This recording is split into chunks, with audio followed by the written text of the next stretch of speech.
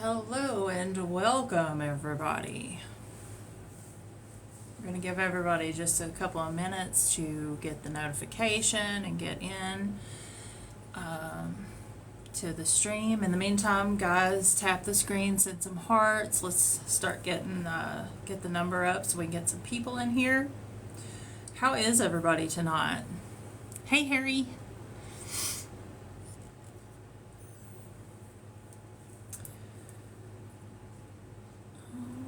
Oh, thank you, Harry. I appreciate that. Having a little bit of an allergy attack, guys.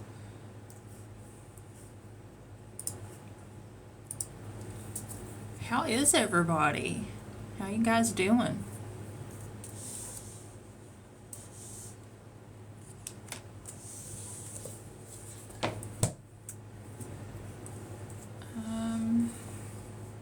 Let's see. We'll wait till a few more people get in here. Give it just a minute.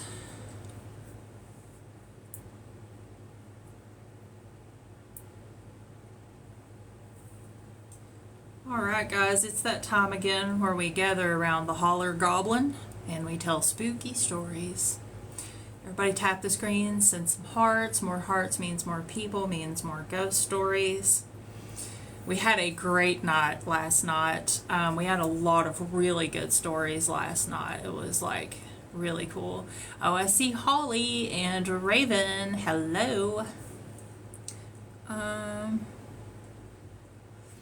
Cherry, that is interesting.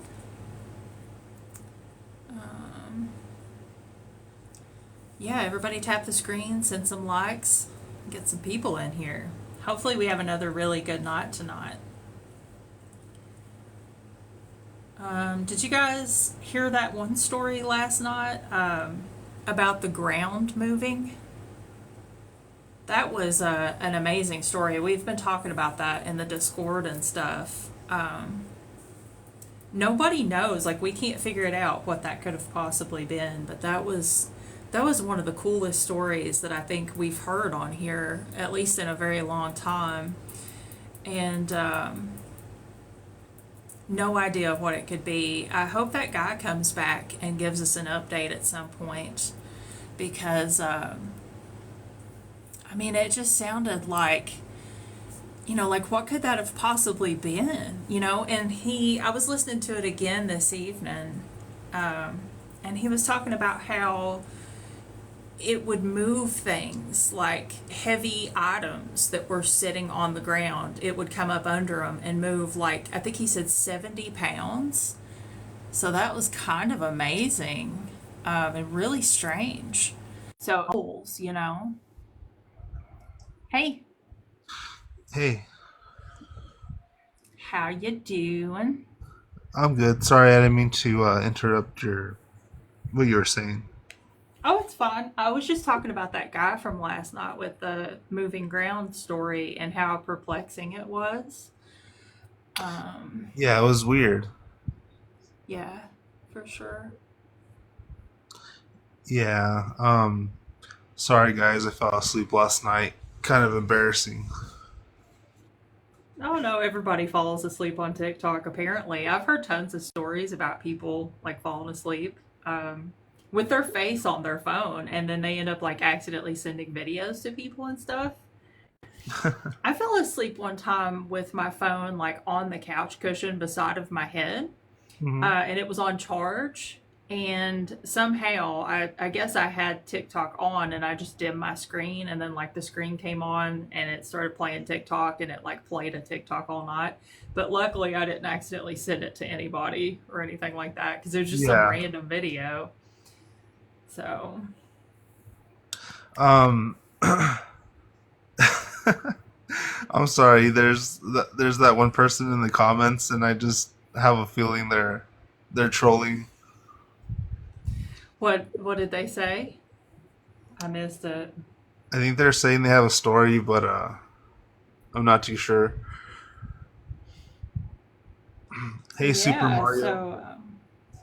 So guys, if you are new here, We do spooky stories. We do paranormal, supernatural of any kind, extraterrestrial, cryptid, unexplained, which is just like weird stuff that you don't really get, but it was kind of creepy and maybe paranormal. Um, Glitch in the Matrix. We also really enjoy it when people have Loch Ness Monster stories, but not a lot of people do, but that's okay. Somebody will. We already had one. We'll get another. It's bound to happen. Yes. And also, you can just tell us a story that was scary. Doesn't even have to be paranormal related, just something that freaked you out really bad. So, we want to hear your spookiest spooky story. We do ask that you are mindful of your language, follow all the TikTok guidelines. You cannot be driving, you must be 18, and you have to have at least 200 followers. And beyond that, everyone is welcome. I know it seems a little exclusive, but um, yeah. So send some likes, guys. More hearts means more people, means more ghost stories. We got to get on to the FYP or the FYF um, to get some people drawn in. So, um, who sleeps first tonight? It's going to be me, probably. I'm going to take a nap, and you guys are going to have to take over for I'm sure. gonna say cat mama. You think it'll be Cat Mama? Yeah, and I'm not really picking on her. I just know she works hard, and she tries to stay with us as long as she can. But Yeah, absolutely. Um, I hope it's not a slow night. Incidentally, last night was a little bit of a slow night, but we had a pretty steady stream of really good stories. So I'm not mad at it. But yeah, I think with the weather getting nicer and people going out and, just doing like summer things, I feel like fewer people are going to be on live listening to ghost stories. I know this is kind of like a fall or winter kind of thing. That's when it yeah. always does the best. But yeah, hopefully we get some good stories tonight. Oh, and we had a theme last night. I don't know if you noticed this, but we definitely had a theme last night. And it was a very Really? niche theme. And what was that? Um, so we had so many stories where people had encounters with deceased Mhm. relatives that they had never met in person. Huh. Well, I mean, Yeah. I guess I missed that. I don't remember that. Yeah, we had a bunch of those last night. Yeah. Very niche, like what a specific theme for the night, I guess you could say. Right. Well, that's cool. Werewolf. 8 nights. Yeah. That's pretty funny, actually. Tell us a big wild story, Chris. Me, I don't know any wild stories. That's you. You're the story person. Oh, Yeah. I was gonna I was gonna post that video of the little tree people, and then I saw that you already had posted it, and I'm just like, dang it! Yeah. I thought I was gonna shine with that one. Yeah, I don't know if you guys have seen that. I think it's a relatively new TikTok video, but there's a video going around right now. I think it was posted this week or something, where the guy films like um, little fae people in a tree. Yeah. Um, and they're like, I don't know, about the size of like a Barbie doll, maybe. And it's such a cute video, and it's not supposed to be cute, but it is because it's obviously fake. But it's a good fake. It's a really good fake. And it Yeah. should be though, because like a lot of people have access to, all sorts of programs and software and stuff that 30 years ago people didn't have access to make these types of hoax videos. But it's one of the best hoax videos I've ever seen.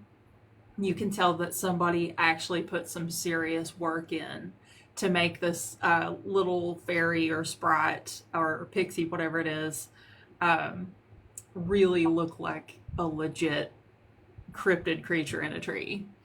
Yeah. Um, but it's funny because a lot of people are saying, like, oh, this was captured on a live stream. And I don't see any evidence of that. Like, Right. you know, Yeah, I did see them say that. Um, but what do you think right off the bat? Usually stuff like that looks like obvious CGI. And I guess this kind of does, but not really. I don't know. hmm yeah. So in the past with paranormal hoax videos, like I've covered a ton of these, I've done debunks of them. A lot of times, what you would see people do is take motion graphics and put it over top of a video shot with like their phone camera, or like maybe they even have like a nice camera, like a DSLR or something like that. Uh-huh. And then when you do that, you're basically taking two completely different mediums and squishing them together, so you get like a really obvious frame rate issue. And that's what I would always point out when I would do like debunk videos, is like always look at the frame rate first before you look at anything else, because you can see with your bare eyes. I mean, everybody can see a frame rate problem, because that's why Mhm. so many people complain about movies that have really low budget CGI. That's what makes it look bad, is the frame rate and usually like the lighting. Um, so that's like always the first thing that I advise people to check out when you're looking at a hoax video. But the video with the pixie or the tree fairy, whatever, I don't even know what you would call that thing. Mhm. Um, that one, you can tell somebody probably used either like Adobe After Effects or something similar to that to create this from the bottom up. Yeah. Um, and the biggest giveaway, like if you're not someone who uses this type of software and you're not very familiar with it, the biggest giveaway is when it kind of like retreats into the tree.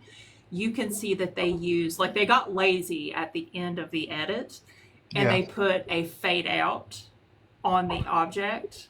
Mhm. So when it kind of like retreats into the tree, you could literally see it fade out. So Mhm. that's the easiest way to identify the manipulation in that particular video. But it's a really good video. It's really cool, and it's gonna fool a lot of people. So Yeah. um, Somebody said bad editing, so bad it's funny. Yeah, I mean, this wasn't really bad editing. It was actually really good editing, but they did get lazy at the end. I feel like they could have done a little bit more with the exit. But it's a good edit. Looks really good. um, Raven says that his brother is here. That is cool. Hello, Raven's brother. yeah, welcome. Ashley said, "Oh, where did that comment go?" Oh, she said that she went back to the Walmart a couple days later, and that Skechers poster was gone. Um, yeah, that's interesting. I wish we could have seen those pictures that she took.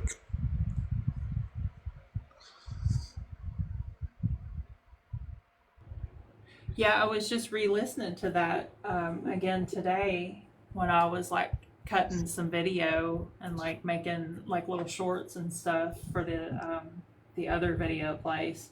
Yeah. Um, and that really is so strange. I got to thinking about it and I was like, well, now wait a second. How was Skechers spelled?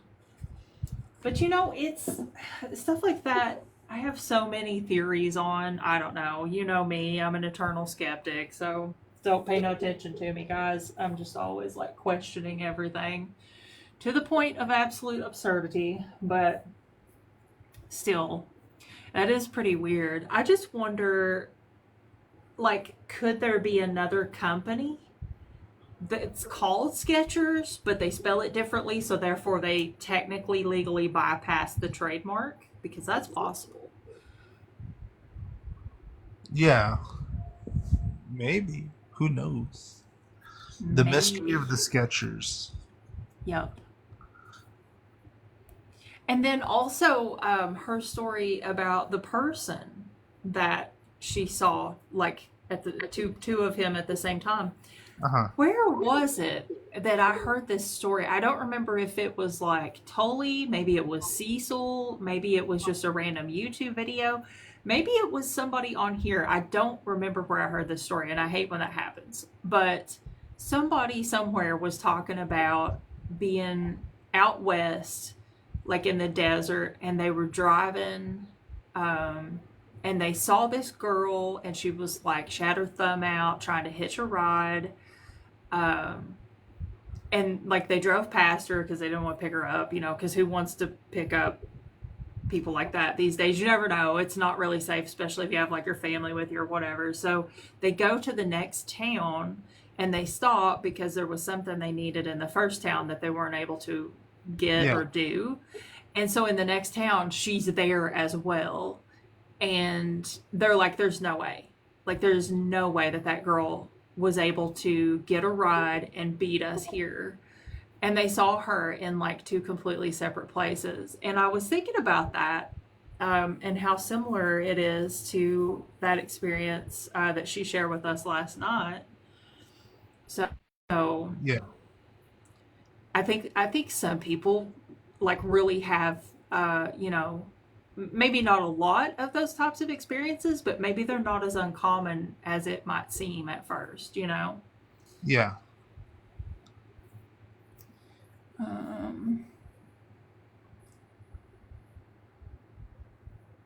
oh, that's interesting. Walmart had shoes that were called Skechers that you could draw on. Now, see, that's what I'm Uh-huh. talking about because it's, and this is really kind of shady for a company to do this, but like, here's a good example. I remember years ago, um, there was a guy bought the domain Mike, as in the name Michael, Rowe, as in like ROE, soft.com, and Yeah. Microsoft sued him.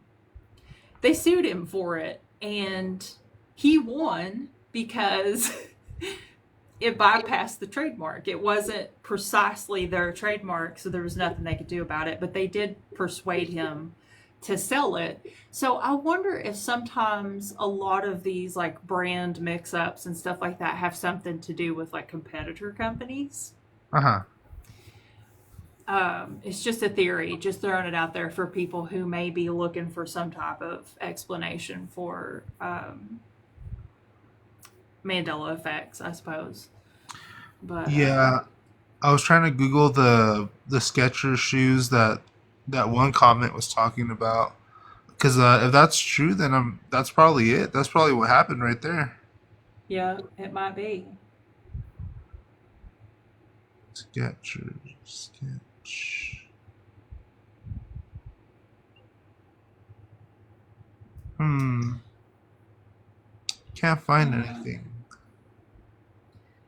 All right, guys. The guest box is open. If anybody has a story, you guys don't have to listen to me ramble about crazy stuff. You can come up here and tell us a good spooky story.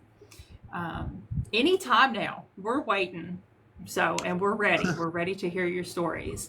If you're new here, we do paranormal stories, extraterrestrial stories, cryptid stories, unexplained stories, glitch in the matrix stories. We want to hear your spookiest spooky story, whatever scared you the most, the thing that makes you afraid to drive down a dark highway in a car by yourself, and then sometimes you turn around and you punch the back seat because you think there's a monster back there. Oh my gosh. I told you that in confidence. I'm sorry. I just loved it. I thought it was funny. And Yeah. I didn't even say it was you. Well, yeah, I guess I kind of told on myself. A little bit.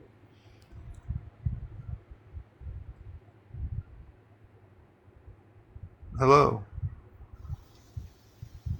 It's hey, how's it going? Hello.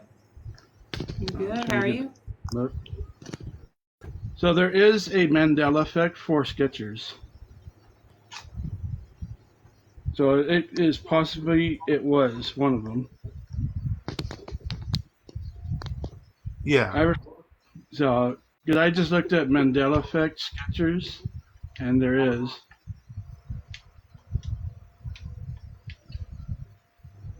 And it Very says, interesting. What did you have a paranormal story you wanted to share with us? yeah, well, I'm a ghost hunter for 7, 8 years, and paranormal is a hobby of mine. I've always had stuff happen, but while I was not setting up, but while I was getting stuff together before I went out, I was testing baby monitors because I was having a baby years ago, and I had no idea how they worked. And I had the speaker in one room, the other speaker in another room, because I thought they go back and forth, and I didn't know what this main box was at the time. But from the bedroom to my dining room, these two were talking to each other, and there was nobody in my bedroom, and they knew I was talking about them too. And then I found the main box and going, oh, I'm supposed to hook this up to listen to the baby if something's going on in there. And that was really interesting because the female was arguing to the male that he was in the room, and I'm going, what's going on in here? And then the next night, I had a child grab my ankle and almost fell off my bed from sleeping. Yeah, baby monitors are kind of creepy, but nice working. Yeah, they Well, are. so when you say something grabbed your ankle, was it paranormal? Yeah, it was because the hand was the size of a child. It woke me up from a deep sleep, and that's very hard to do. It was and I believe the child was part of them because a few nights before that, I saw where my computer was at one time when I had PC. I saw a male in my bedroom with a dog, and I wish I still had that picture, but yeah, and it was a husky dog, or not husky, but like a wolf dog. He was holding. And he was looking at me like he knew what I was that I could see him because I always see them and hear them. And the female told the guy to not bug me at all because I'm not doing anything wrong. And all I was doing was moving the monitor thing or the speaker. And then right when they passed the other speaker, they were just starting to talk about what I was doing. I'm like, yeah, that's kind of strange.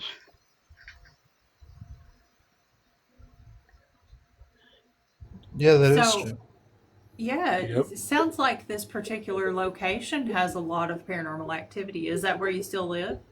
Oh yeah, I do, but it's very quiet. The thing is, I'm part of where I am. There's a triangle that's nearby, so anywhere that the triangles are, there's always going to be activity. There's also the what is it called? The other one.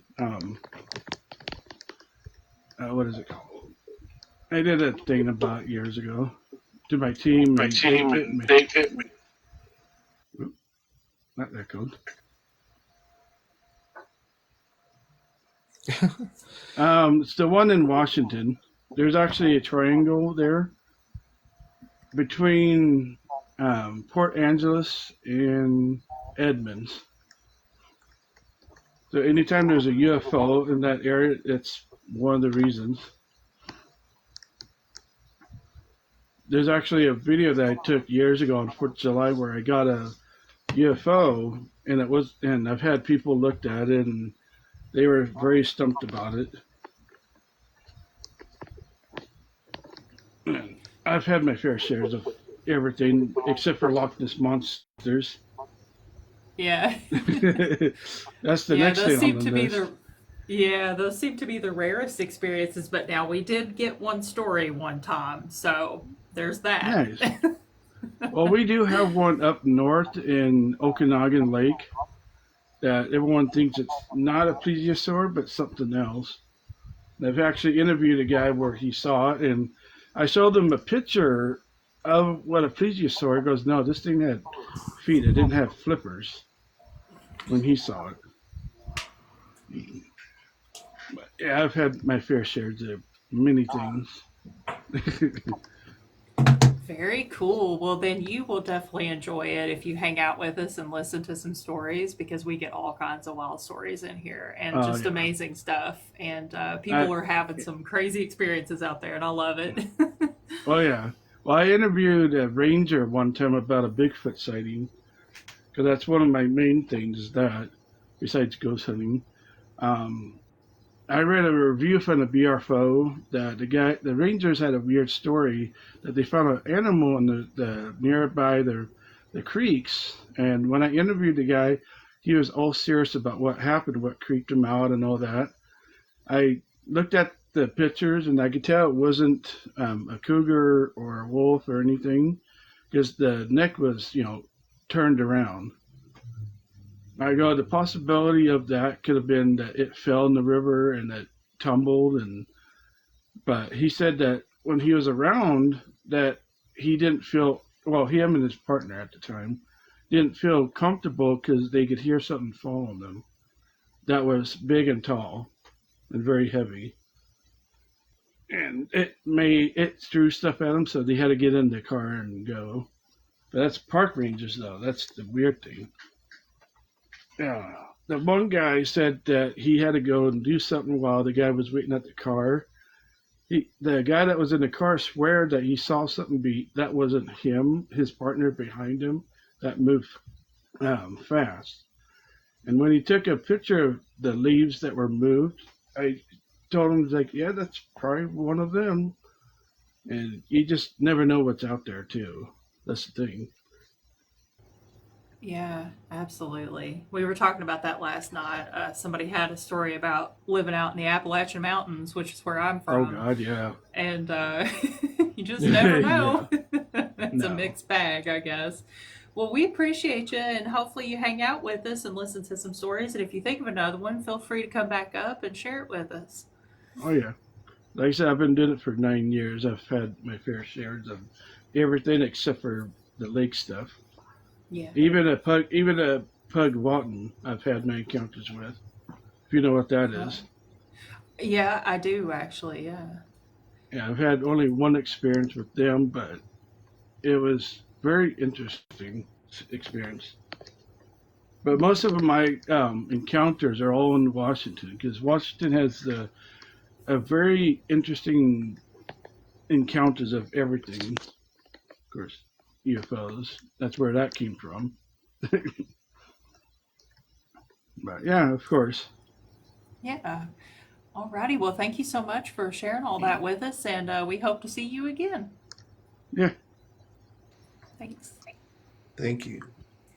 All right, guys, tap the screen. We're getting some people in here. We got to get more people. We're going to be here till 2 a.m., so we're going to need a lot of stories, and more hearts means more people means more stories. Hello. Hello, Hello. welcome. So yeah, really quick back to the whole Skechers thingy. So yeah, my niece had a pair of them back in like the mid 2000s, and they came with like four different colored markers, and you could draw on like the white part of the shoe and stuff. And then yeah, they got sued by the actual Skechers company because the name was so close to it. But yeah, that was what I knew about that. That's what caught my attention when I was coming through. I'm like, hey, I know about that. But yeah, Yes. yeah, I encountered a skinwalker. So my sister-in-law's father was ill and was passing away in Texas. We live in Southern California. And so my brother called me up and he's like, "Hey, I need help driving. Can you come with us?" So I'm like, "Yeah, no problem." So we started driving and we stopped for fuel in Arizona. And my brother's like, "I'm gonna go inside and get some stuff." So I'm pumping fuel and I look over and there's like an old lady standing off the edge of the parking lot of the gas station. She looked like she could be in her 60s or 70s, and she was wearing like Native American garb. Like it wasn't like modern clothes. And she was just kind of standing there staring. So it's like 2 o'clock in the morning. So I kind of wave at her, I'm like, all right, it's weird. Some old lady standing there. My brother comes back out. I go inside. I go clean up, get some snacks and stuff. We hop in the car and start driving, and then we cross over the border into New Mexico. This is about 30 minutes after leaving the gas station. I'm driving. I kind of look over it, and I see running next to our car, we're on the Interstate 40, mind you, doing 75 miles an hour. The old lady is running, keeping pace off the side of the road with our car. And I'm like, what the heck? Like, I'm tripping out. I'm like, am I seeing things? And so I wake my brother up. I'm like, hey, do you see that? He looks out the side of the window and he sees her and he's like, what the heck is going on? I'm like, I don't know. So we floor it. I put the pedal to the metal. I'm doing like 105, 110 miles an hour. And she's keeping up with us. And so we're probably 40, 50 miles from where I initially noticed her.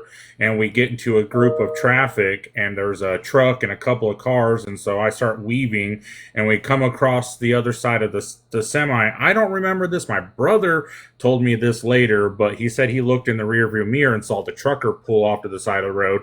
But all I remember seeing is the lady just take off into the desert. Like, it was kind of flat area. She just peels off from the highway and runs off. And it was like the weirdest situation I've ever seen, because like no human being is going to be able to run that fast. We wind up stopping for fuel again a little bit later. And so like we're talking to my sister-in-law, who was asleep the whole time.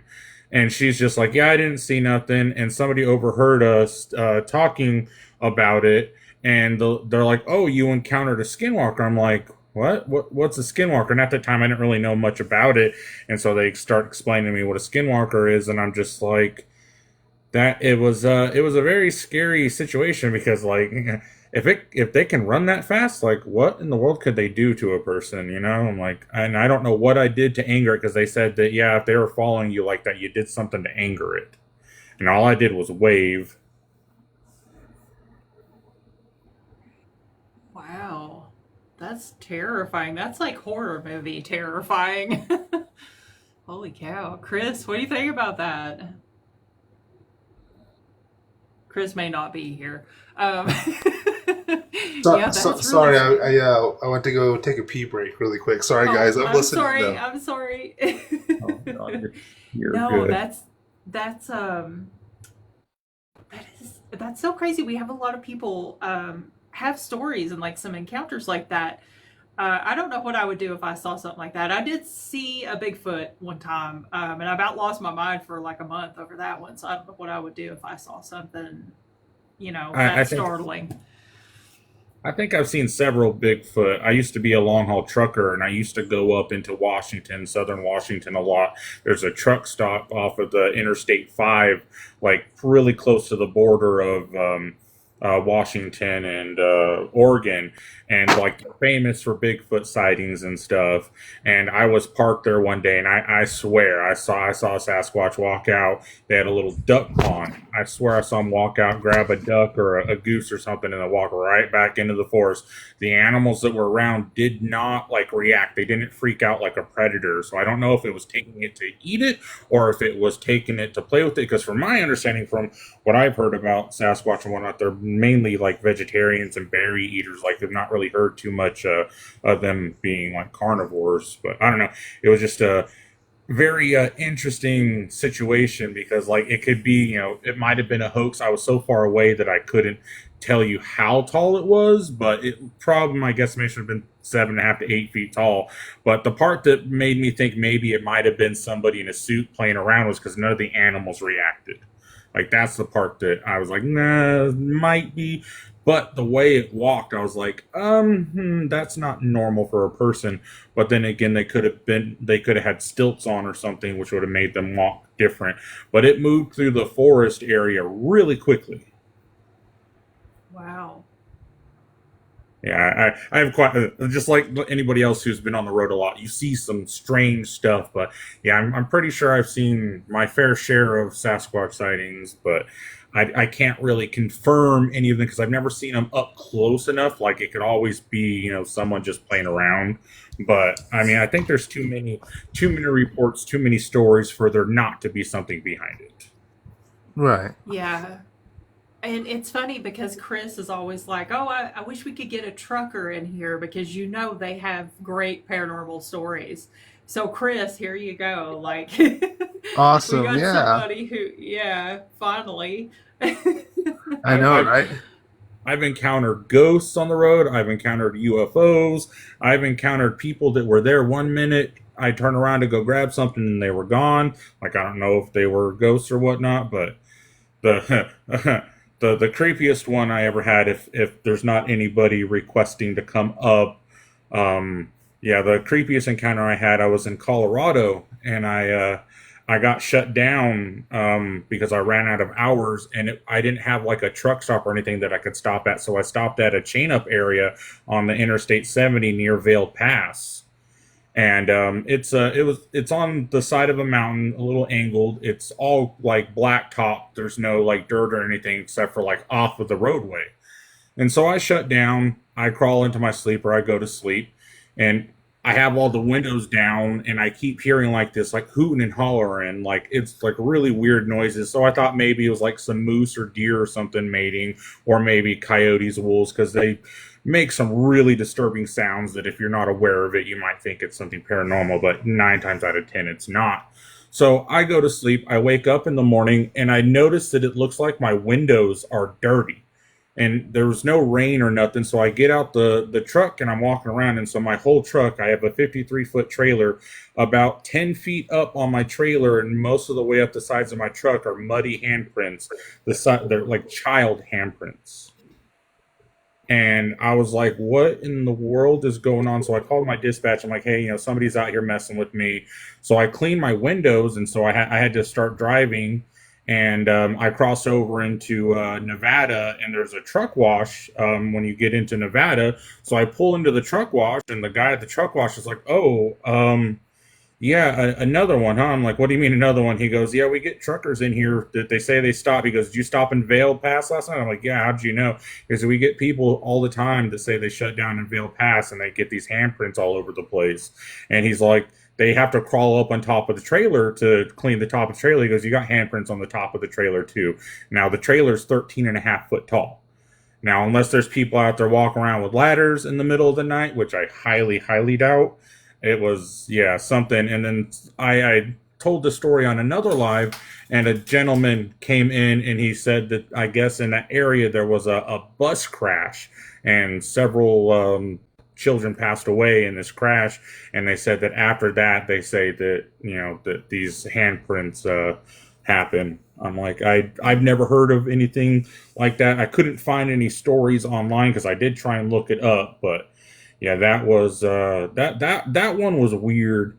Like it wasn't scary per se. It was just like, how did they do this? I was more curious, like, because my mind automatically goes to a more natural explanation. Like, okay, somebody out here with a ladder messing with people, but for them to touch my truck and do that, like, it should have woke me up. I'm a very light sleeper. Oh, I'm gonna have to dip out. My air conditioner just suddenly turned into a waterfall. I'll hop back in here in a little bit. Okay, yeah, come back. Okay. Sorry, guys. That's okay. Okay, Oh bye. wow. Wow. Yeah, that's not good. I was getting ready to ask. I totally forgot my question. But I'll wait till he comes back. Maybe I'll remember it. Okay. That is crazy. Yeah, you would hear, like, if somebody was messing around, you would hear that. Like, you'd hear somebody climbing up on, that's crazy. Holy cow. There should be We'll have cameras on. to, yeah, we'll have to get him back because he's got some trucker stories and we need to hear them. Yeah. Yep. Hello. Hear them. Oh. Hey, Oh, how's it welcome. going? Good. How are you? Do you have a paranormal story for us? I do. Yeah.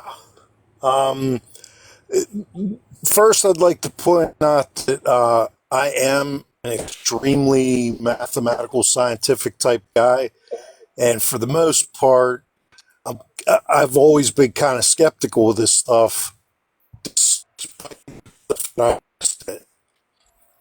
I sound coming in here. Oh Hey, is man, anybody? is the Hang sound on just a. working? I think you're cutting out. Chris, is he cutting out for you? Yeah, the comments are saying that you're breaking up really bad. Let me drop you and you come right back, okay? I'm gonna go ahead and drop you. Just re-request and come right back because sometimes you have to like go out and come back in to fix that problem. We'll give him just a second to come back. Oh, okay. Um, in the meantime, guys, tap, snoot boops, hit the share button, spam the comments with Bigfoot. I'm gonna spam the comments with Bigfoot. If I can't, why can't I just have a comment bar? TikTok, give me just a plain old comment bar at the bottom of the screen, please. I have to push like a dozen buttons to get to where I could comment. It's crazy. Okay, he's back. Yeah. I have to push like a dozen. Okay, is that better now? I think it is, yeah. All right, I'll try to talk like Speedy Gonzales before my reception gets bad again. So I've actually witnessed a lot of different things, but the very first thing that ever happened was a Ouija board event, and I was in the 7th grade, and I had a friend. We were alone in the house. His mom went to work or something like that. I don't know. We were by ourselves playing with this Ouija board.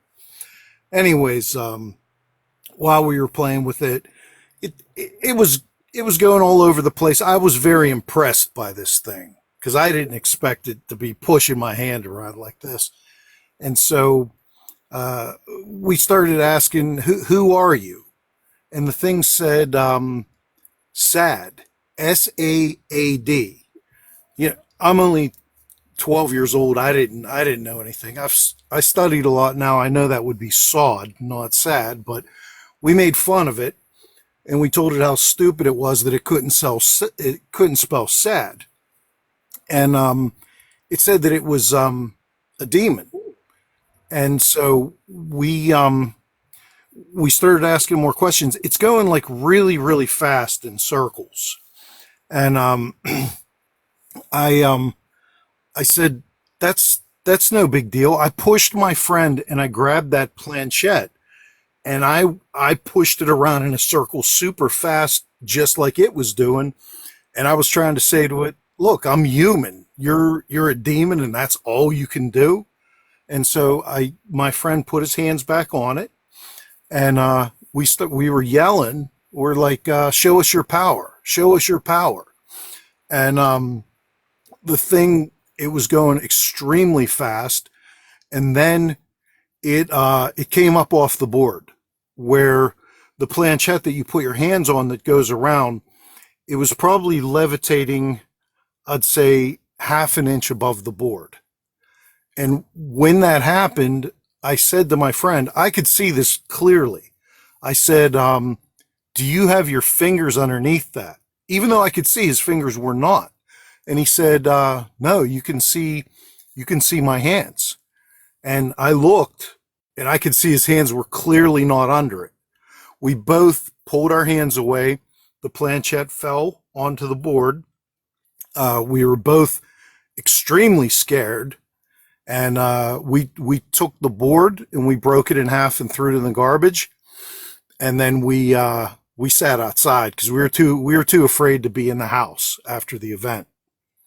But that really happened. I really saw it. I don't know what to make of it because, in general, I'm not somebody that believes in that stuff, but I really saw that. And yeah, so I called that guy. I'm 52 years old and he, I guess right now would be 53, 54. I don't know.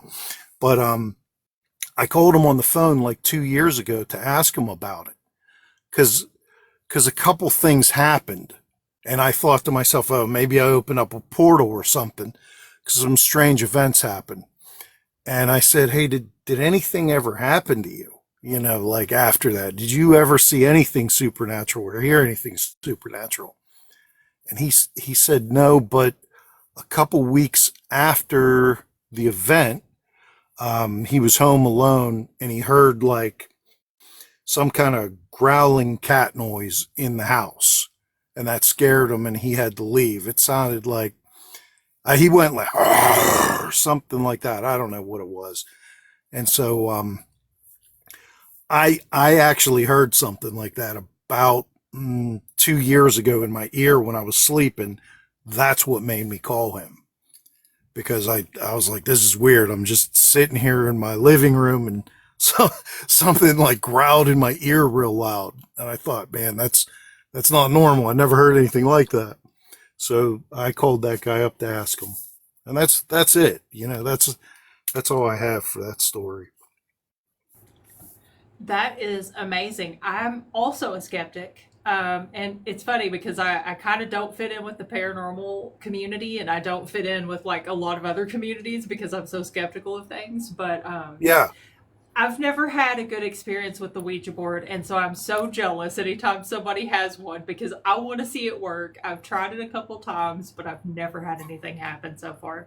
So it's like I get so excited when we get Ouija board stories up here. Well, I did try it again when I was in high school, and I did get results. Basically, there were probably maybe, I think there were 4 people there. 3 people were on the board, and 1 person was just sitting on the couch watching. And we started asking the questions, and it seemed to have like really high accuracy. And so we thought, wow, this is crazy. And because I'm scientific, I tried to think of an experiment so that I could ask you questions to see if it really knew anything. So I said, okay, what's the last digit of his social security number? And it got it right. And I assumed, well, he's pushing it. He's pushing it. And I said, what's the her last number? It got it right. And I said, okay, well, she's pushing it. And then I asked it mine, it got it right. And I thought, well, that's subconscious. And then I thought, well, what could I ask it that nobody here knows the answer to, but we could verify? So I said, get a deck of cards. So we got a deck of cards and we shuffled them up, and I set the cards down. I said, what's the top card? And it got 3 cards in a row right. The 4th card, it got wrong. And my next question was, what's the lottery number going to be tomorrow? Because at that point, I was convinced. I thought if it gets 3 cards right, this thing, it knows something. The lottery number that it guessed was wrong. I didn't play it, but in everything that we asked, it was wrong after that point. Every single question, no matter what it was. But it did get 3 cards right. And then anytime I've ever tried it after that point, it never worked. Nothing happened. It wouldn't even move. Wow. So That is so strange. It's almost like maybe intentionally it was answering with the wrong answer, possibly. I don't know. may I don't know. Maybe we're supposed to be scared of it or freaked out. And when the first thing I thought, I'm going to use this thing to make money, it wasn't interesting. Because then I was looking at it as a business opportunity. Yeah, I'm that's not a sure. good idea. I was sitting here thinking, I've never thought of that. Maybe I'm going to go with Yeah, the Ouija board. right. But That's brilliant. yeah, I actually have other stories of all sorts of genres and stuff. And they said truck driver. I've done that before, but I drove a cab before, and to be honest, in that element, I came across the craziest stuff. But I'm not going to talk anymore because I'll let other people talk. I like to listen to people's stories. I think it's fun. Yeah, absolutely. Well, come back anytime and tell us some more stories if you want to. And we Yeah, appreciate you for I'll tell sharing you them. like a UFO or poltergeist or Antichrist story. I got some good ones. But yeah, I'll just listen to what some other people have. You guys All have a good right. night. Thanks, you All too. right. You too. All right, bye. Wow, Chris, we're having some good stories tonight. Oh my God. I Yes, we saw sure somebody are. in the comments was like, "Did I miss any good stories this week?" Oh my God, yes, you did. If you weren't here this week, we did the marathon, and oh my God, we've had some of the best stories ever this week. Like, honestly, it's Yes. amazing. And our trucker friend is back, hopefully to tell us more trucker stories. Hello, Oh, welcome back.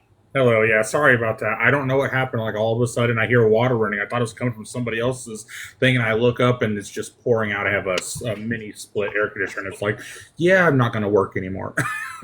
But yeah, so yeah, Kat said she wanted to hear my UFO story.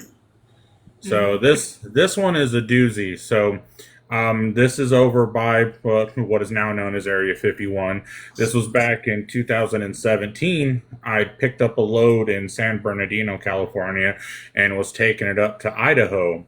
And so it's Interstate 15 the whole way, and so it takes you through, uh, good lord, Las Vegas. And so I'm driving up through Las Vegas. I'm a nighttime driver. I don't like driving during the day. Too much traffic, too much stuff to slow you down. So I like to drive at night. So I go through Vegas. I stop at the in North Vegas, fuel up, get some food and stuff, and I continue on my way. I'm about 30 miles outside of Vegas, near Nellis Air Force Base, and I see some really bright headlights come up behind me. And so I'm like, I hate it because for whatever reason, bright lights at night make me sleepy. So I kind of slow down, hoping that they'll pass me. And so I look, they're gone. So I'm thinking, oh, maybe they turned off. And I don't know, about 5 or 10 minutes later, I notice that the lights are back, but they're not quite behind me. They're kind of off to the side of the road, almost as if like it's a person driving on the side of the road, but they're really low, almost car level. So I'm thinking it's a car, maybe an off-road vehicle, and I'm not really thinking anything of it.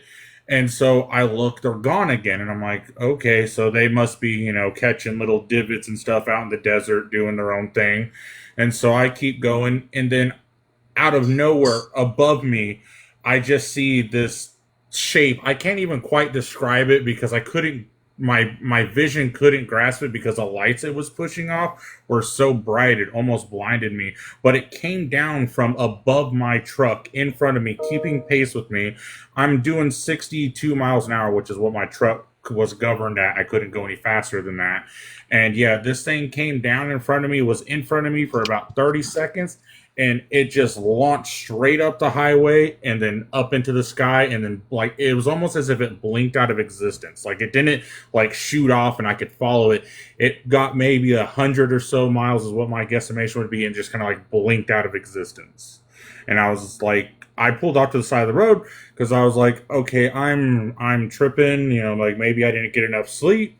And then next thing I know, coming from Nellis Air Force Base, I see 6 Black Hawk helicopters and a jet that I've never seen before, and I've not seen since. I've not seen anything like it, but it was fast. It was dark. I think it was some kind of stealth aircraft, but it was fast, and it went off in the direction that whatever flew in front of me went.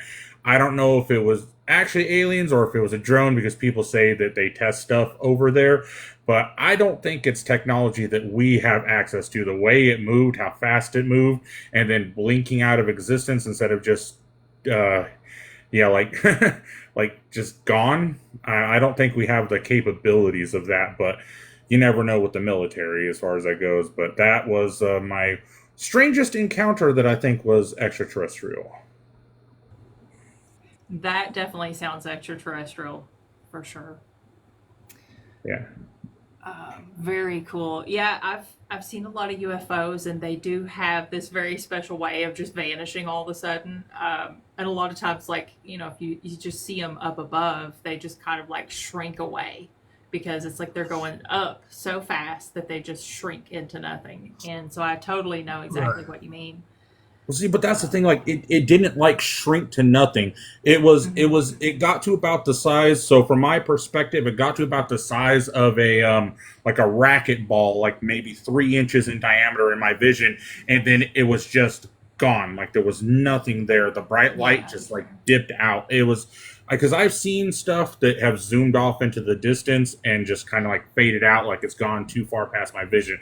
But this did not do that. Yeah. Yeah, that definitely sounds extraterrestrial. That's really cool. That's a great sighting, for Yeah, sure. Yeah. and it's like the reason why I really highly suspect it wasn't just like a drone or something is because of 6 Black Hawk helicopters plus whatever and I know the craft was military because I could see numbers on it when it took off and went over me, so I know it was something of ours, but I've never seen a design quite like it. Like I was like, because I love military aircraft, and because I live really close to Edwards Air Force Base, and I used to go out to NASA out there. I got to see like SR-71 Blackbirds. I saw B-2, the stealth bombers. Like I've seen a bunch of different aircraft, but this thing was just like totally different. It was so sleek, but I knew it was one of ours because of the numbering and lettering on it. Hmm. Very cool. But yeah, if you have any other like story questions, like I mean, like I said, as I did trucking for 5 years, I'm a dispatcher now, but like yeah, I drove all 48 states and up into Alaska once. Alaska was crazy, but nothing paranormal up there. Yeah, I was gonna say, did you see anything strange in Alaska? Because I've heard some stories. So, When I was a but kid, I lived in Nome for about 8 months. We didn't have anything like paranormal that I can recall, although 2 houses down, a bear did break into a house and end an entire family. That was the craziest thing that ever happened up there. But yeah, I was little, so I wasn't really looking for like paranormal stuff when I was up there. Then they made that movie, The Fourth Kind, that supposedly happened up there, but I lived there during the quote unquote time that movie was based off of. I know it's completely fictional, but ain't nothing weird like that ever happened up there. Yeah, that movie's freaky. Yeah, it really is.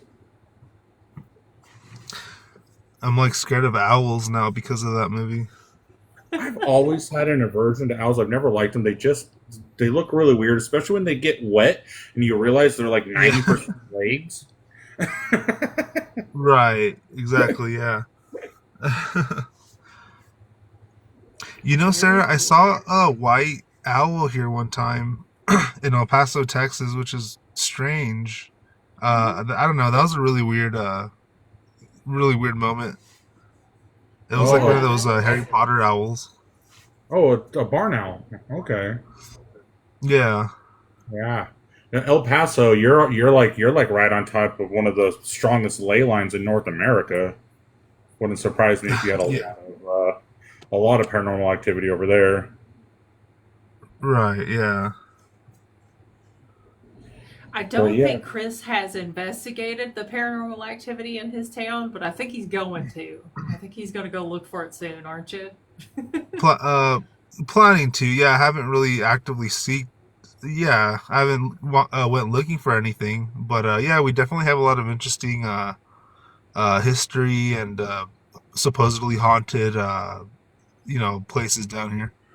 Yeah, lots of hmm stories and stuff. So, well, we appreciate you so much for coming back. Do you have any other stories that you want to Oh, share? like I said, I've got quite a bit. Like, is there any like specifics you guys would like to hear about? Like I said, I've dealt with ghosts. I've dealt with cryptids. Like, I've seen a lot of stuff in different areas.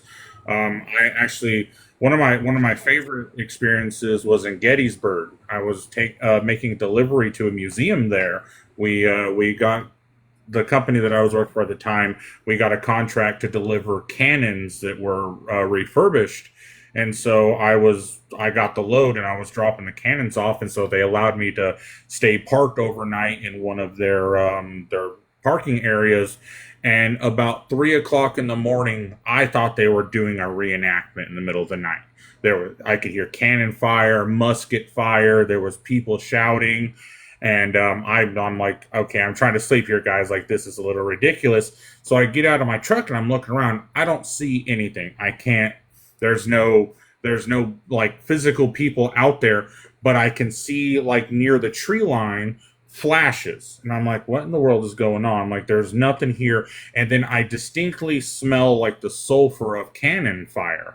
I've been around plenty of cannons fired. My uncle was he was an enthusiast, and he used to fire cannons and whatnot. And so I'm used to the smell of it. I can smell the sulfur. I'm looking around. I don't see any smoke, because where there's, where the smell comes from, there's going to be smoke. I don't see any smoke, but I see these flashes and stuff. So the next morning, I go in, and I'm, letting them know I'm taking off so they can open the gate. And the lady's like, she goes, so how was your night? I'm like, your guys' reenactment out in the forest was a little confusing. She's like, what are you talking about? I'm like, well, there were people out in the forest, sounding like they're shooting cannons and stuff. And she's like, nope, nobody was out here last night. Like, yeah, with our cameras. She starts going back and looking the footage on the camera. She goes, I don't see anything. Like, there's nothing. There's no flashes coming from the trees. No, nothing. I'm like, I smelled the sulfur of the cannon fire. Like, I heard people shouting and hollering. I just couldn't see anybody.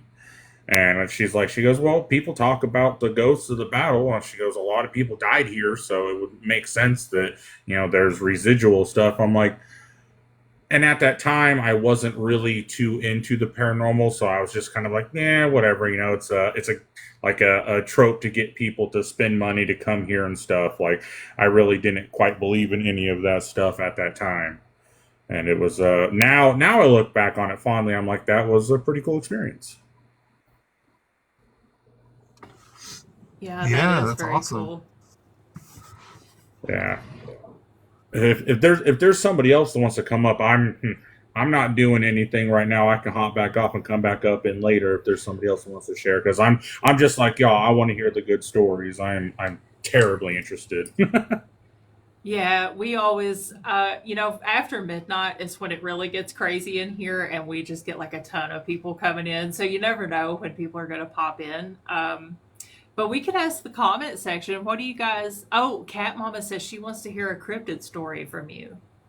So aside from my skinwalker, I encountered, I guess they call it a skunk ape. I was down in Florida, and I was shut down in a rest area, and I don't remember what the name of it is. It's a huge rest area, and like they've got like all these like monuments and stuff, and right by it is some of the bayou. No, it's not really bayou, but it's like swamps. And so I wasn't quite ready to go to bed, so I decided I'm going to take a walk, because sitting in the truck for hours upon hours of time driving, like, you feel like you want to move around. So I'm out walking around, and I can hear tree branches, like, creaking and snapping and stuff. And then I just smell the most god awful smell I have ever smelled. And I was like, what in the world is that? And so there's park rangers that kind of, they drive around in like quads and like ATVs and stuff. And so there was a park ranger coming by, and I'm like, hey, like, there might be like a gas leak, because I'm from Southern California. There's oil fields and stuff, and H2S smells like rotten eggs, and so it's a bad thing. And so I waved down. I'm like, hey, there might be a gas leak or something nearby. Like, it smells like really, really, really bad. And he's just like, oh, there's probably a skunk ape around. I'm like, what's a skunk ape? He's like, it's our version of Bigfoot. And like, when he said that, like, a tree probably about 20 yards away, a big branch probably about 8 feet up on the tree just snaps off and gets thrown at us. And so he presses the gas on his quad to get out the way. I kind of just like stepped out of the way, and I'm like, what the heck just happened? He's like, yeah, we need to get away from here. People have been hurt by this thing. And I'm like, what? Like, I initially thought like he was pulling my chain, because like, this kind of stuff doesn't just happen to random people. And he's like, no, you probably should go back to your truck. Don't get out of your truck. And so I go back to my truck, and the next morning I come out, and there's poo all over my truck. Like, something had just threw handfuls of poop at my truck. I had to go to a truck wash and get it all cleaned off. And yeah, like, I didn't actually see anything. as far as like the creature goes, but there were a couple of people that I talked to later on that we were kind of in a convoy trucking, and they said they saw something out there throwing stuff at my truck. They thought it was just a disgruntled person that I might have angered while I was in the restrooms or something, because sometimes truckers, we can be jerks. And so, yeah, I personally didn't actually see it, but I had a tree branch thrown at me, and yeah, that park ranger was sure it was a skunk ape. Yeah, that sounds about right because I've always heard that they have a smell. It, So, it yeah.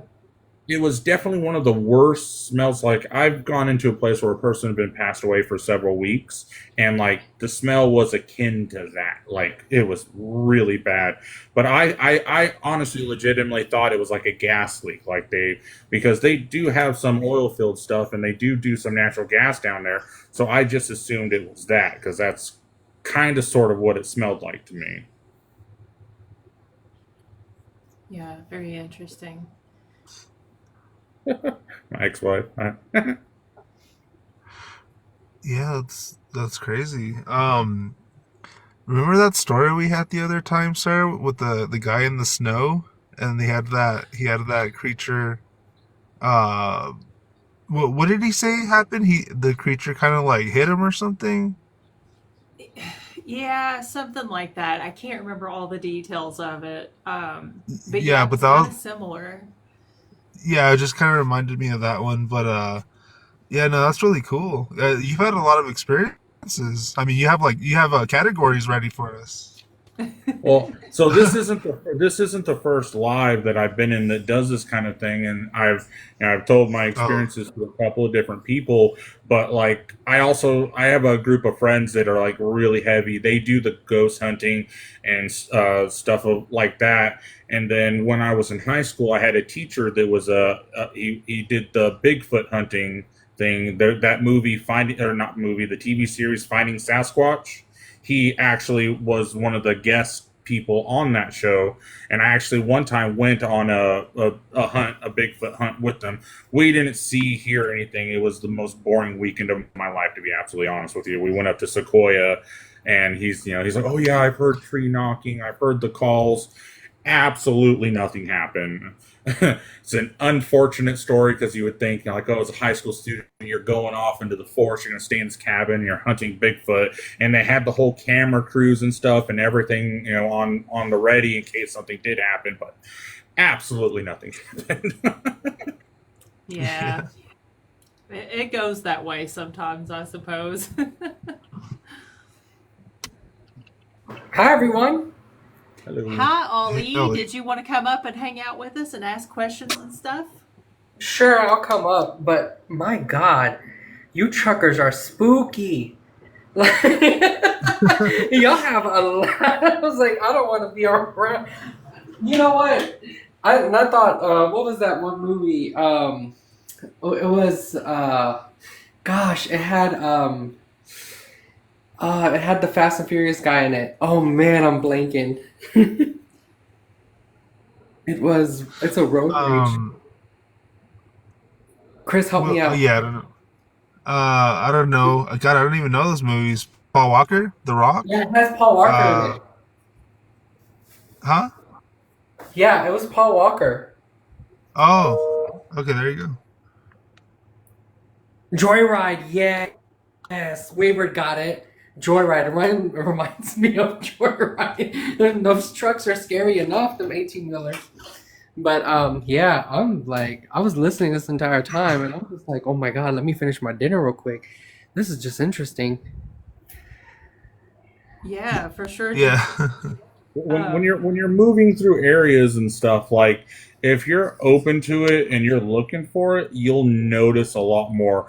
A lot of people, when they're doing like standard driving and it's not their like profession or whatever, they kind of are oblivious to what's going on around them because they're not looking for it. You get bored when you're driving 10, 12 hours a day, like, well, not 12, 11 hours maximum, but yeah, you get kind of bored, so you start looking for stuff, and especially when you're shut down. Yeah, that's interesting. Yeah, this kind of stuff happens to me when I'm not looking for anything, it happens out of the nowhere. I was like, I didn't ask to see this. But yeah, it's very interesting, and I'm glad you're quite brave about it. And there's nothing really to be afraid of. In reality, what's going to happen is going to happen.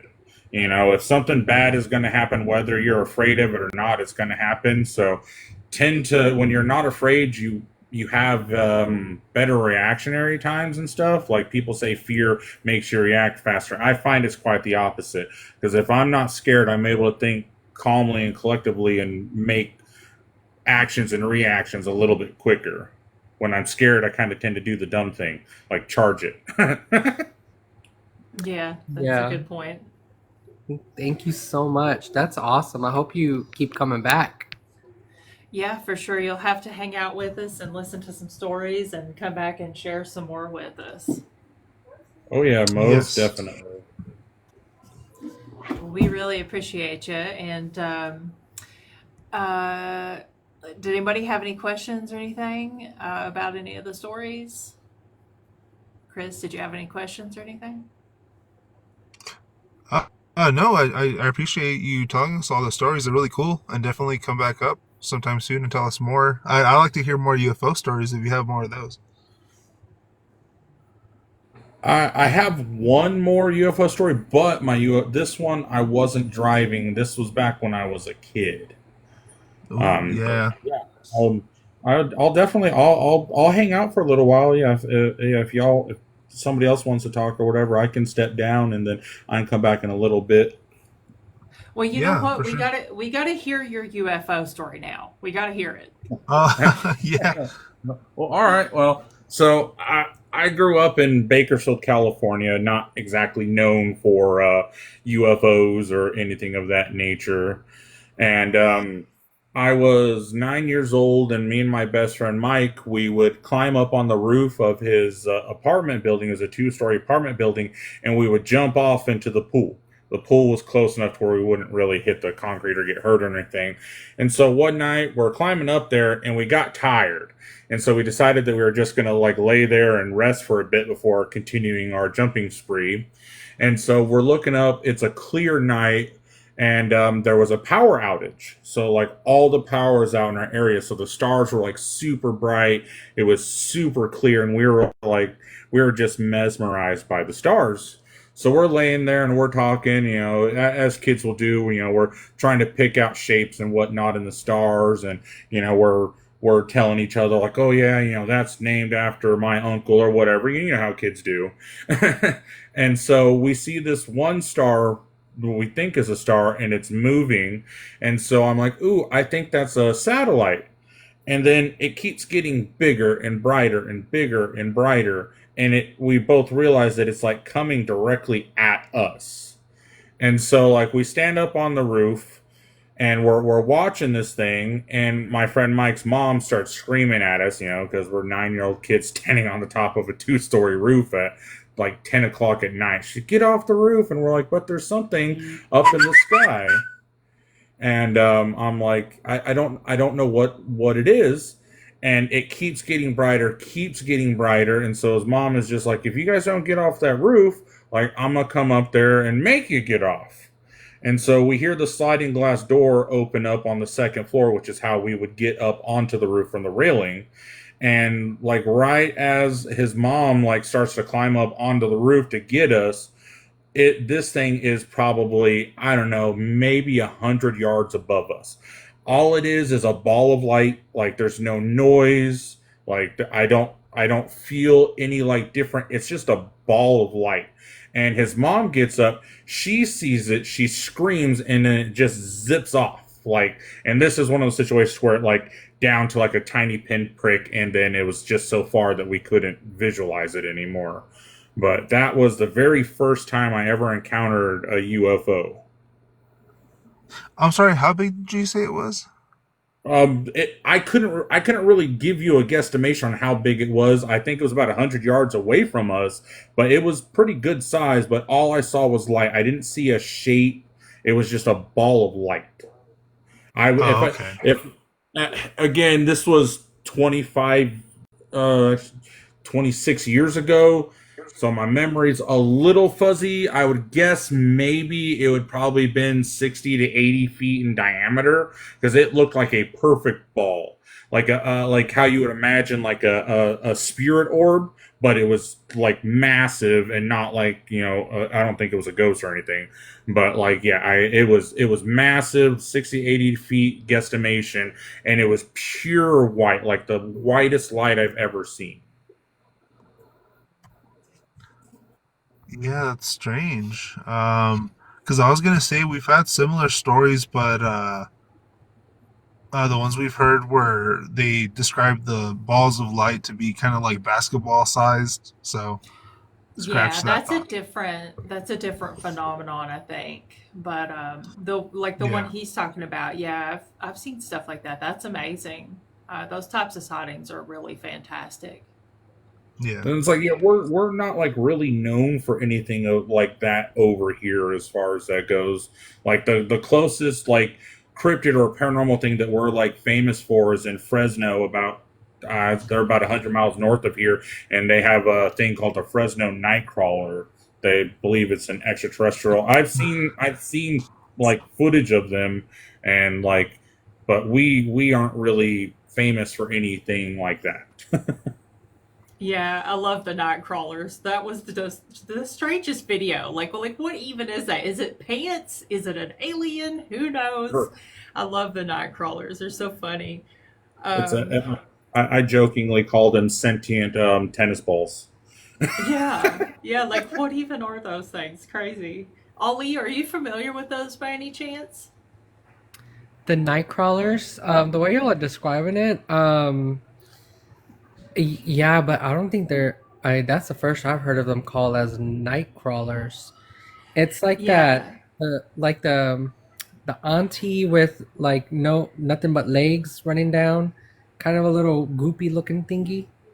yeah, sort of. Yeah, Yeah, I Well, heard it was it's what I heard from one of my circles a long time ago. We have discussions about this. It was something like I have never seen it myself, but they're like a fae of some sort. They're physical beings. So, but what their name is, other than Nightcrawlers, like Lord knows. Yeah, but they're funny looking. And it looks yeah. like there's a lot of a lot of cartoons and stuff like that about them, with the face, stomach, and just legs. Yeah, exactly. And then there's well, like the infamous footage from like way back, way like 10, 15 years ago. And I think that's the only footage that's ever come out of the night crawlers is just that one clip from that time. there's two. There's actually two. So there's the one where they got it where it's coming through the guy's front yard. That paranormal files, fact or fake. They tried to debunk it, couldn't figure it out. There was another footage of one where it was like a deer trail cam in the middle of the Tulare forest that's right there. And this was a single one because the first footage had two of them, a bigger one and a smaller one. But yeah, there's another piece of footage of one where it's just one walking down a trail in a forest. But the natives, the Tulare tribe, the Native Americans that are in that area, they've got stories and like drawings of them that go back several hundred years. So I don't know if they're I don't know if I would classify them as extraterrestrial. I think they're a type of cryptid, like they're a earthbound phenomenon. Yeah. Yeah, that makes a lot of Yeah, sense. definitely some sort of cryptid. But if one of them comes on the runway one day, wearing them high heels and just strutting it, we will know. That's fun. It would be fantastic. I would pay to watch that show. Yeah, As I for would, sure. I take a front row seat. Yeah, definitely. Well, we really appreciate you sharing all this with us. And like I said, you got to come back and tell us more from time to time. And Oh if you yeah, have most any new definitely. experiences, be sure to keep us updated. Will do. Y'all have a good. I'm gonna hang out, but yeah, I'm a step down so I can. I'm actually at work right now. I work remotely, so I'm not gonna get any trouble or nothing. But yeah, I got to do a little bit of work, so I'll Alrighty, well, step down. sounds good. And we'll talk to you later. Okay, catch y'all later. Bye bye. Thanks. Bye. All right, guys, we're having so many great stories tonight. It's crazy. Everybody tap the screen. Let's keep it moving. We got to keep getting awesome stories in here.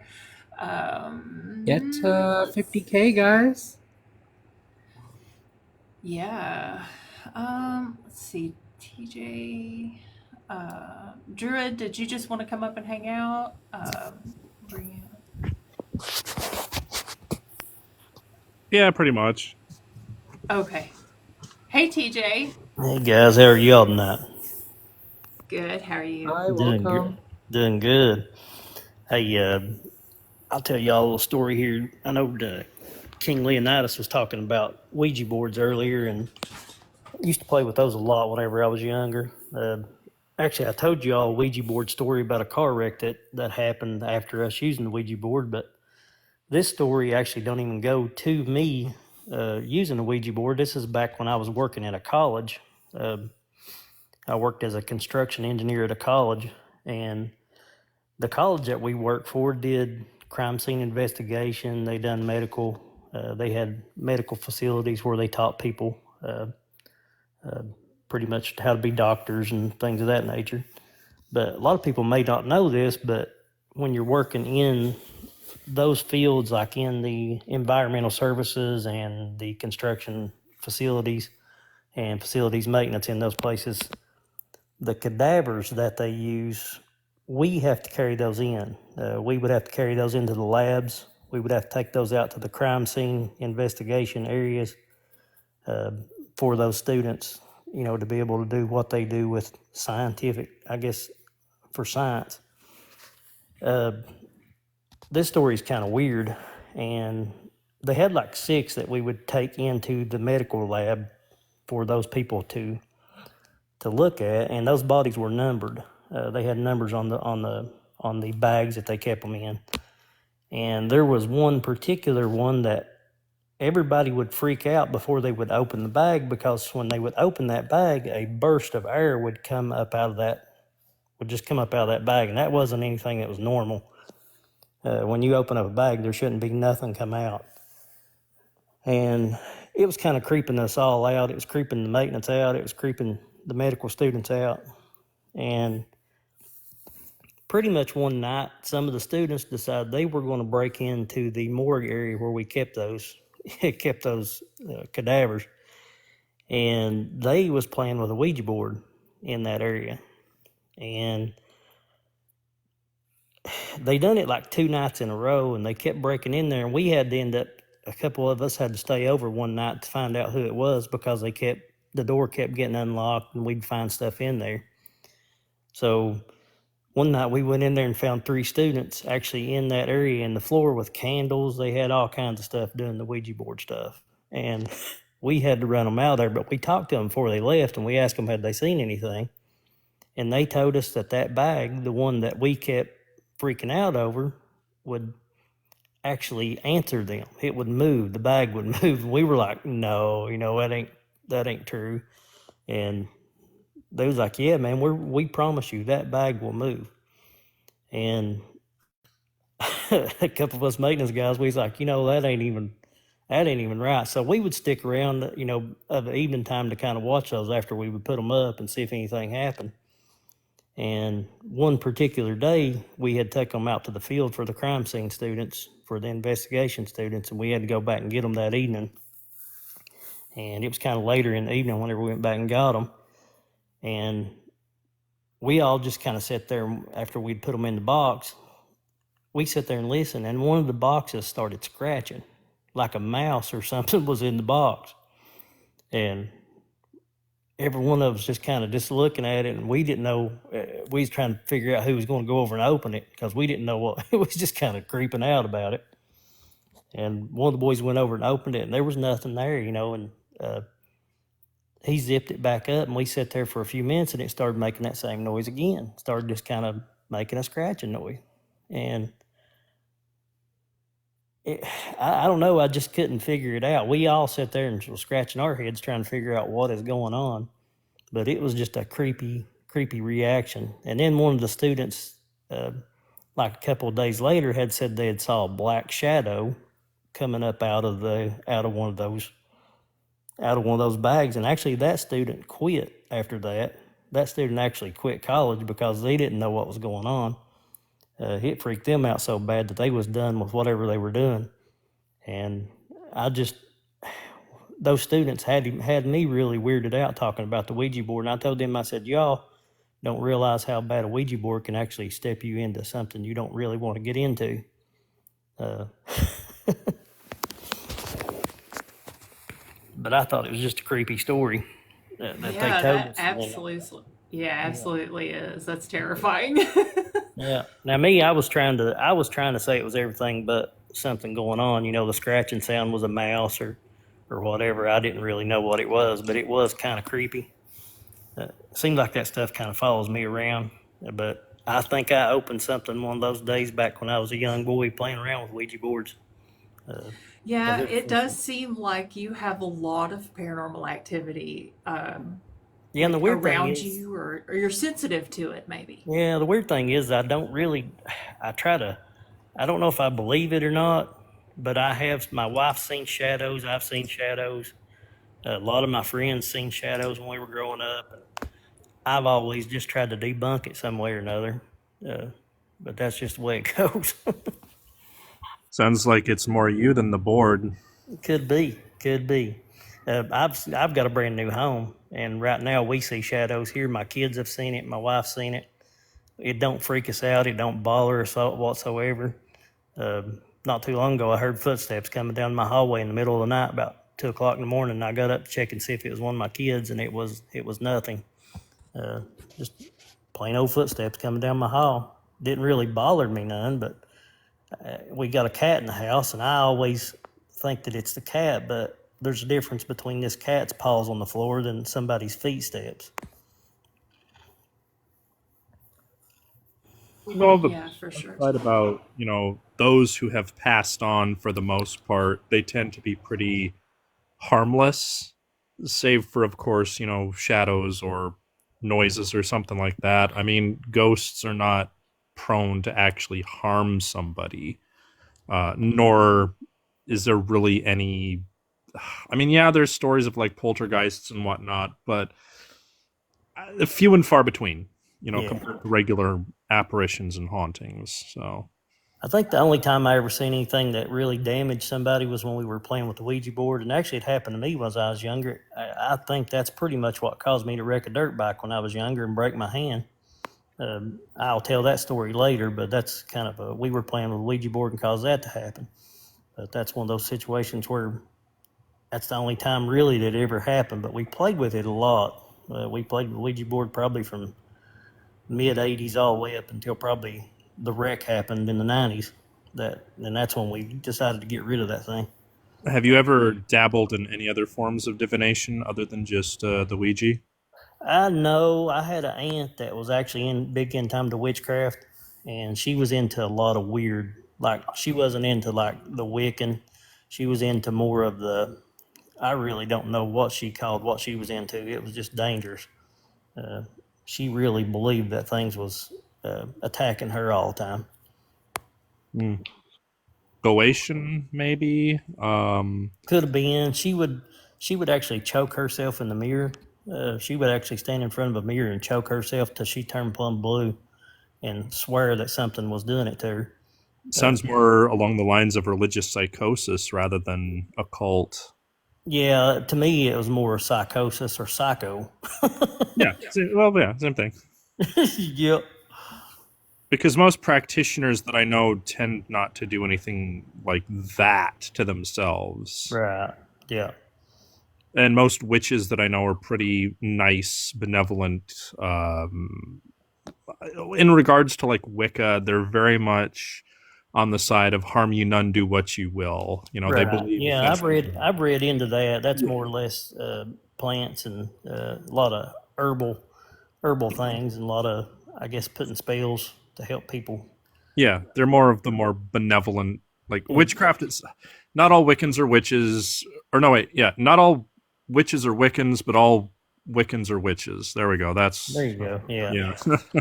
Yeah, I've got a good friend who's into it, and I kind of help her with plants a lot of times because I identify plants a lot of times, and I kind of look up histories of different plants. I guess it's just interesting for me, but it's nothing that I'm actually do or into. But I guess the plants, the medicinal value and what plants can help you medically wise is kind of what I'm into.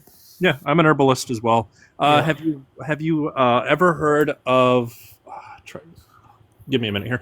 I believe it's called the Yellow Emperor's Book of Medicinal Remedies or something like that.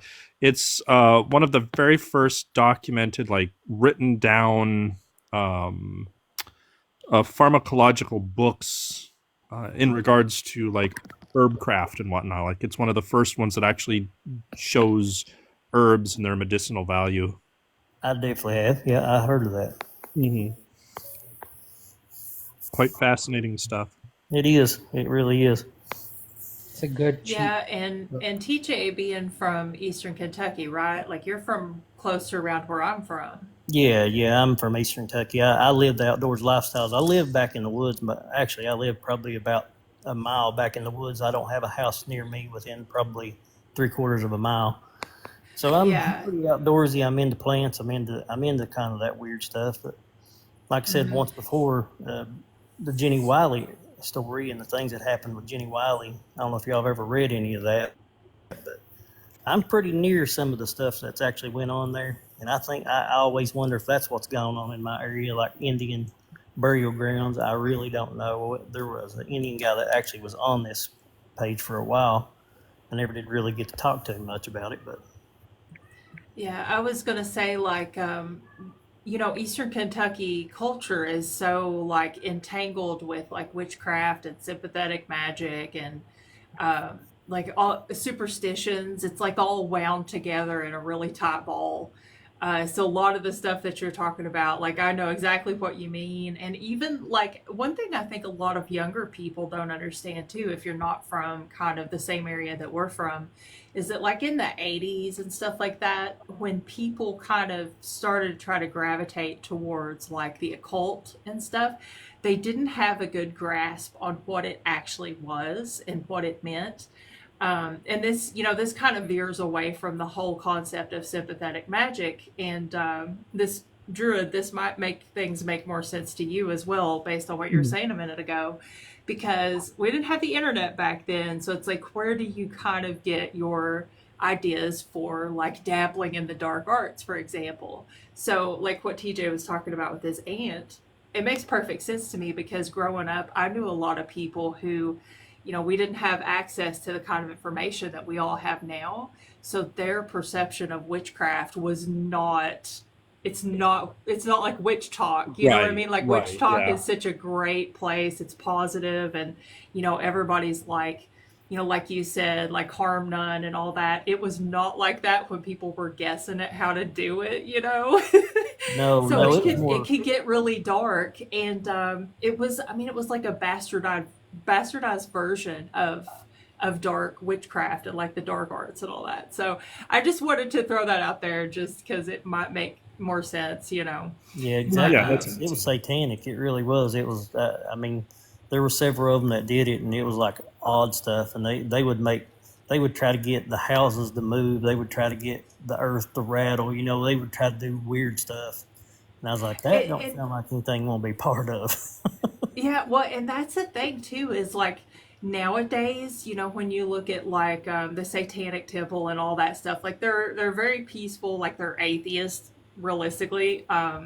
But it's like, where did everybody get those ideas from back in the day before the internet, before we could Google how to do things? So I don't know. It gets into like a big tangled ball of just crazy ideas mixed together in a big pot, I suppose. But we appreciate you coming up and sharing that with us. Did you have anything else you want to talk about? No, I'm good. I'm sorry I opened up a can of worms there, but Oh, no, it's a really interesting topic. It's actually like really fascinating. I could talk about it for hours about like all the things that I know and like, Same. It's It's really that neurodivergent brain.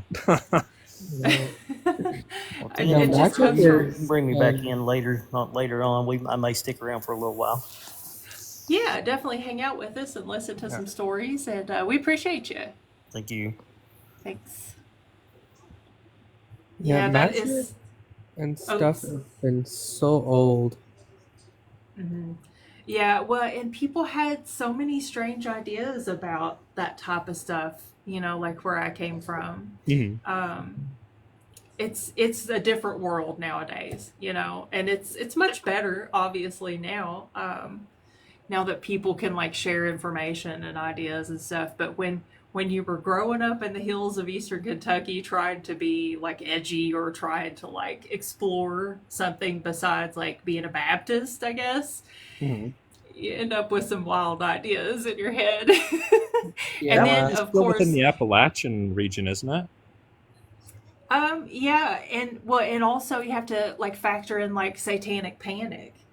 That Yeah, had a I'm old really enough big to remember that. influence. Yeah, Hmm. that had a huge influence on people's perception of magic and what it was supposed to be. I So I remember don't know. I that. could just talk about it forever. When did that Um, happen?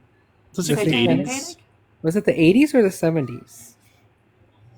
The 80s, but realistically, satanic panic has been happening since like the witch trials. If you want to really be technical Hmm. about it, it's Hmm. always been happening. It's literally never stopped.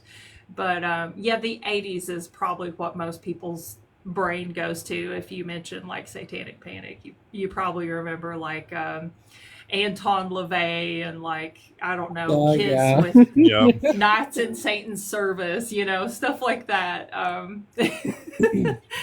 But Yeah, that's interesting. Yeah, I was always told by my leaders it's actually easier these days because when a long time ago, like, you were isolated, right? If you were gifted or any of that, you wouldn't have any guidance. But now, like, you can get through the internet and you can probably find a community. You can actually connect with someone. Hey, I hear voices, but I mean, I was diagnosed with no schizophrenia, but I mean, they just come randomly. What is going on? I was like, oh, I hear it too, and this and that, or I heard it, but I'm this, and this, and maybe you guys are in that line. Who knows? But I'm glad people can actually, you know, find some sort of ground. And I yeah, and remember, like, when I was in high school too, which was late '90s. I want to say that the reason that there was an influx of things pertaining to the occult and witchcraft probably had a lot to do with the movie The Craft. But I did see that there was like a growth of that type of stuff around the late '90s and early 2000s as well.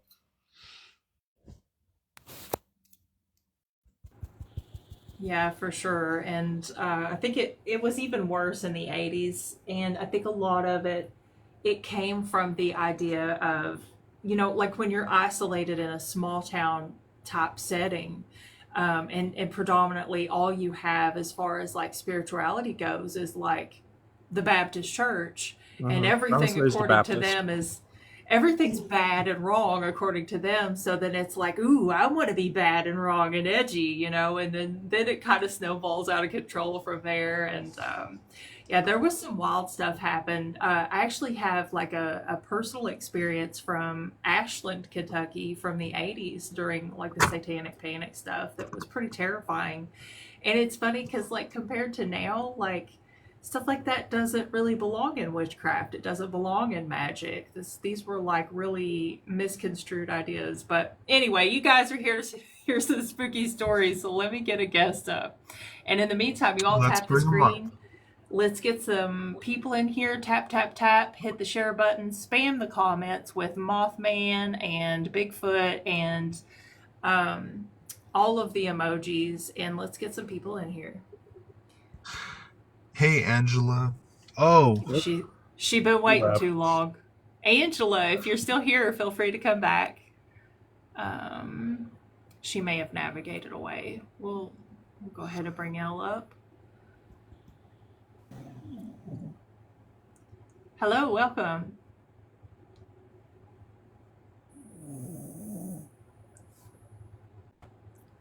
uh-oh. Uh-oh, I think she's... Uh-oh, I'm sorry. Elle, if you wake up, feel free to come back. I think maybe that was her dog snoring.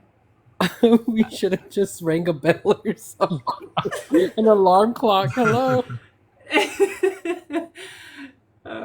gosh. Yeah, probably some accidental requests. Okay, guys, tap, tap, tap. Let's get some people in here. More hearts means more people, means more ghost stories. I'm a trying. I'm a tapping. I fell asleep last night, guys. I'm Yeah, you sorry. did. Yeah, we were talking about Yeah. that. How did you come back though? That's what I want to know. Huh? You fell asleep, you were gone, and then you Uh-huh. came back and you were still silent. Like we thought it was like, is it a doppelganger? Is it Well, like, has he been possessed? Is it one of his creations? oh. To Oh, no, answer your no. I question, fell asleep a couple of different times. yeah, you did. What's that, Druid? Fuzzy Beans was saying, what do we think of Halloween? To answer your question, Fuzzy Beans, Halloween is one of the high holy holidays in the Druidic craft.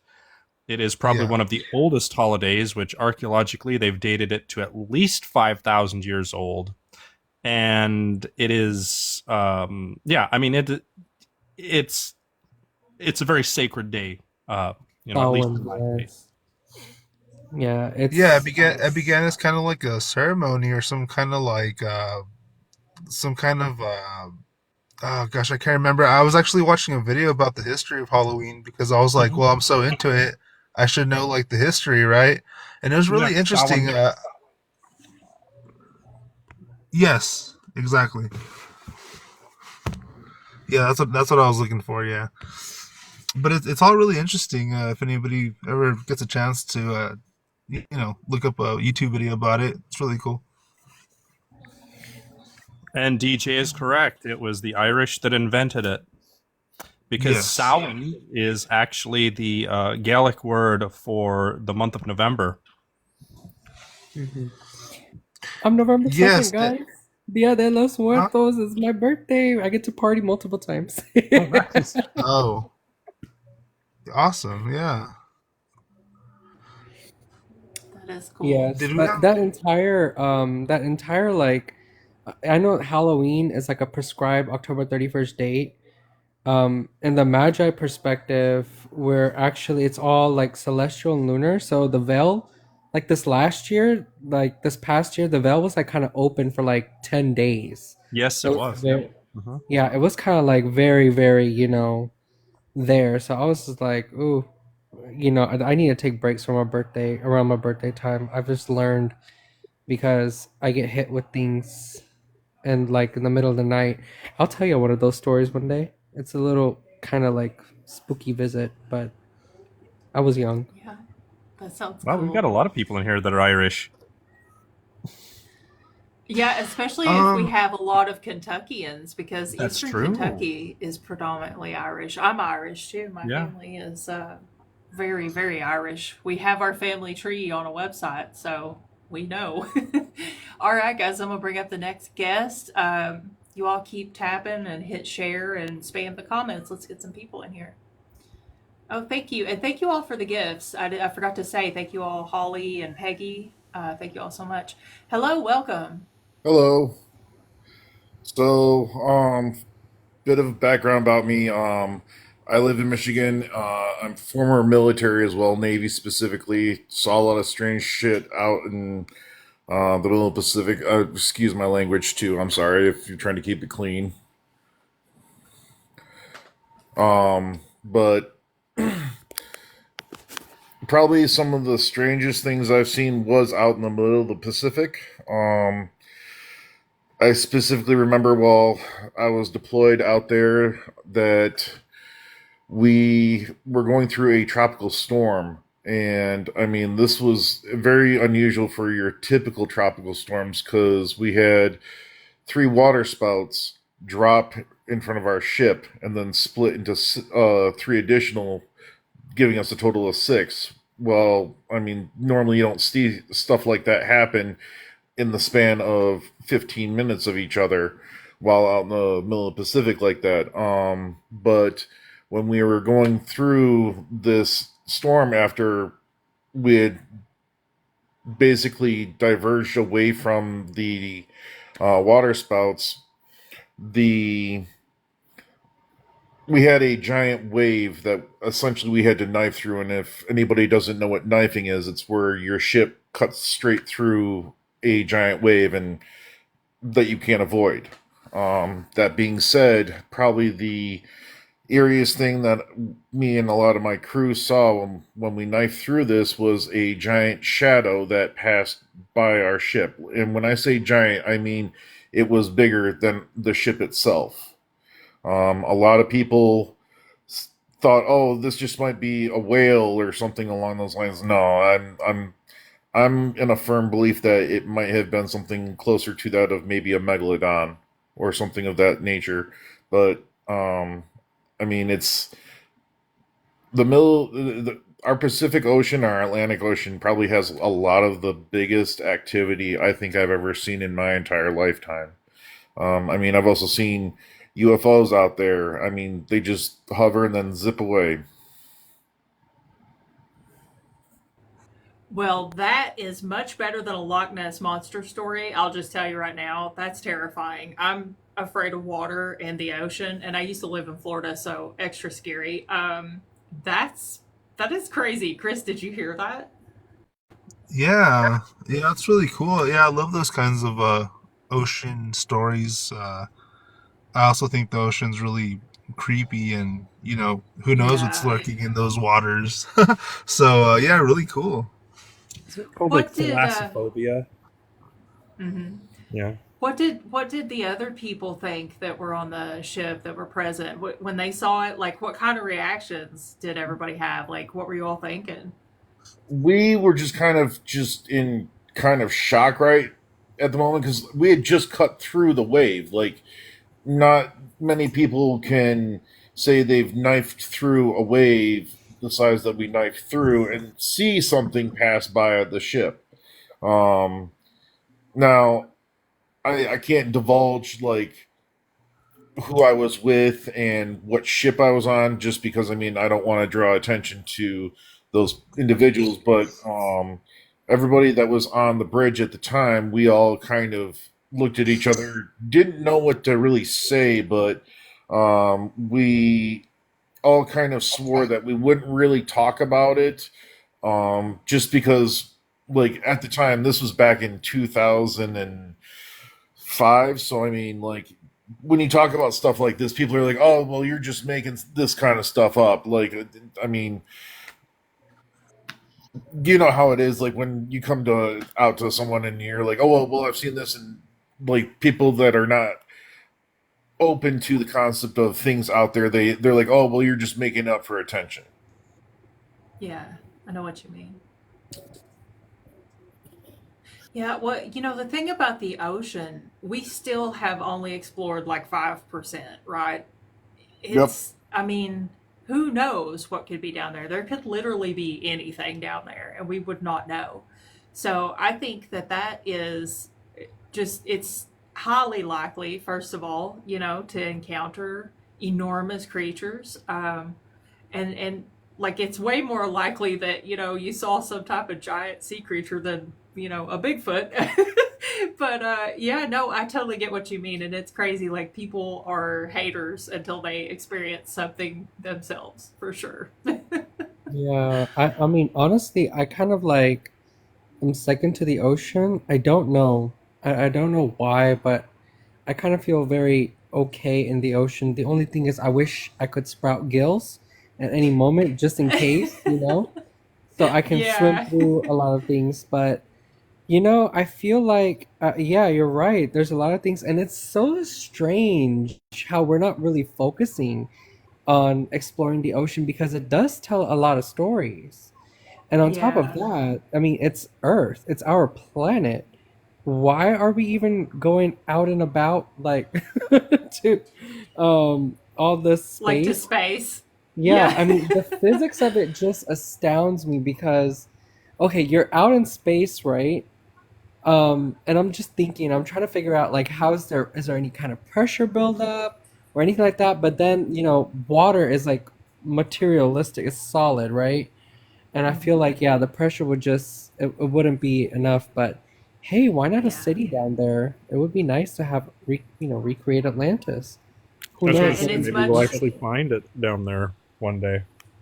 Yeah, and it's much harder to explore the ocean than it is to, get to the moon and like explore a little bit out there. Obviously, we're very limited with that, but yeah, the ocean is just too treacherous, and we just can't, you know, we can't do much, I guess. But that's Yeah. amazing, and I'm always saying that we want more Loch Ness monster stories. I think you win for the night because you have the best Loch Ness monster story, even though And technically it's an I'll be I ocean. honest agree. too. Like the thing that I've noticed too with a lot of water stories, and I've been kind of piecing this together here, but a lot of times that people see this are either at dusk, dawn, or during a storm. You don't ever see it clear on a clear, sunny day. It's always when visibility is next to nothing. Like, and in my case, like it being a giant tropical storm, I mean, it would make sense out in the middle of the ocean with it being a creature potentially of that size, using the storm as cover to surface for whatever reason. I believe it's feeding because usually during storms, a lot of things stir up, and some of the predators get like this opportunity to get there. And dawn and dusk, it's just like as simple as, hey, that's when don't go swimming because the sharks are out there. They're just all transitioning. But yeah, I feel like that the bright sunny days, it's just too much. I don't know too much about it. I just have a lot of saltwater fish, and I just know I keep the whole thing as a bathing like high noon temperature, so they're healthy. Maybe he encountered Yeah, Jormungandr. and they could just be nocturnal too. It could just be that, whatever type of creature it is, they're more likely to prowl when they think it's like nighttime or, certain temperature changes in the water or something like that, which would make sense with a storm too, because the temperatures would change. So, um, No, yeah, I that's. agree with that. Mhm. We also had a mermaid story, didn't we? We've had a mermaid story. We absolutely have. I think we've had a couple, maybe, or we've had at least one. But do you have Yeah. any other stories you want to share with us by any chance? So actually, I have one other. It also falls in the line of cryptids.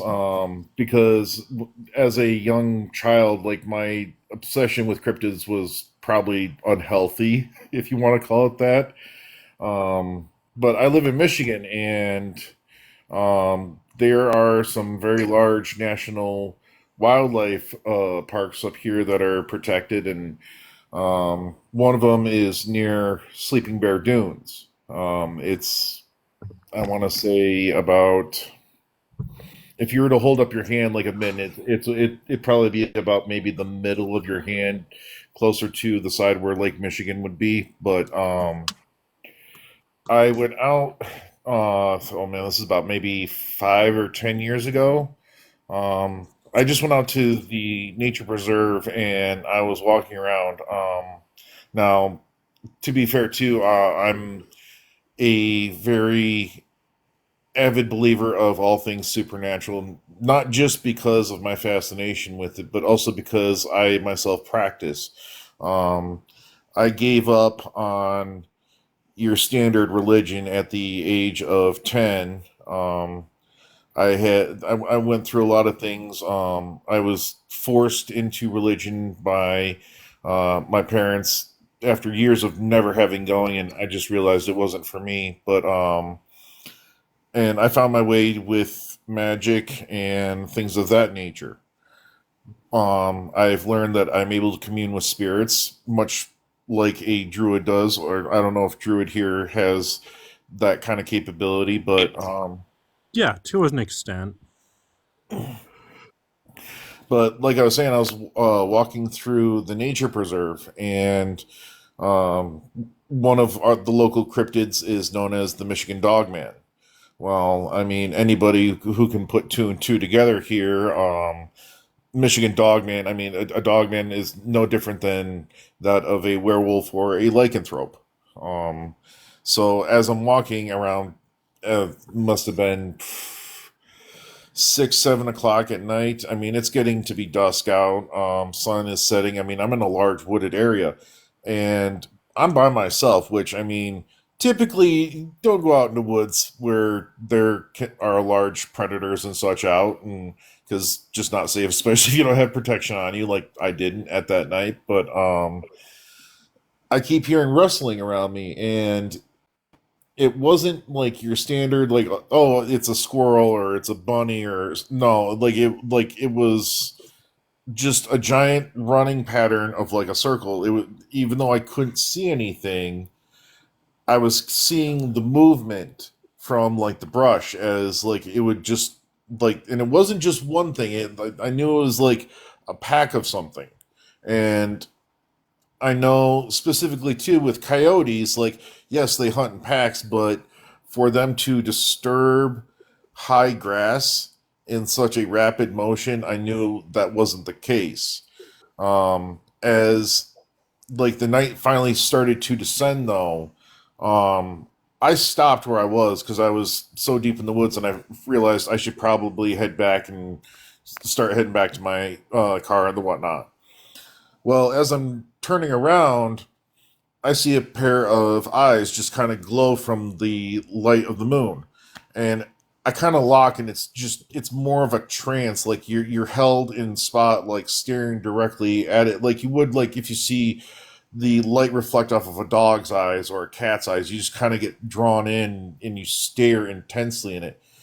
Well, as I'm doing this, I'm watching I'm feeling my head like lift up, and I'm starting to feel like my neck creak back up, and it's standing above me. I'm 5'11", mind you, so like I'm with my head tilted back. This thing is clearly at least 6'5", 7 feet tall, and I'm just hearing more like brush moving around me, and I'm watching it tilt its head like side to side, and I'm like, oh, I may have just stumbled onto a pack. Well, I mean, again, I couldn't see this thing clear as day. I know it's from a distance, just from looking into the eyes, but I mean, what can you do other than try and show some kind of respect? Because I mean, I clearly walked into something's territory.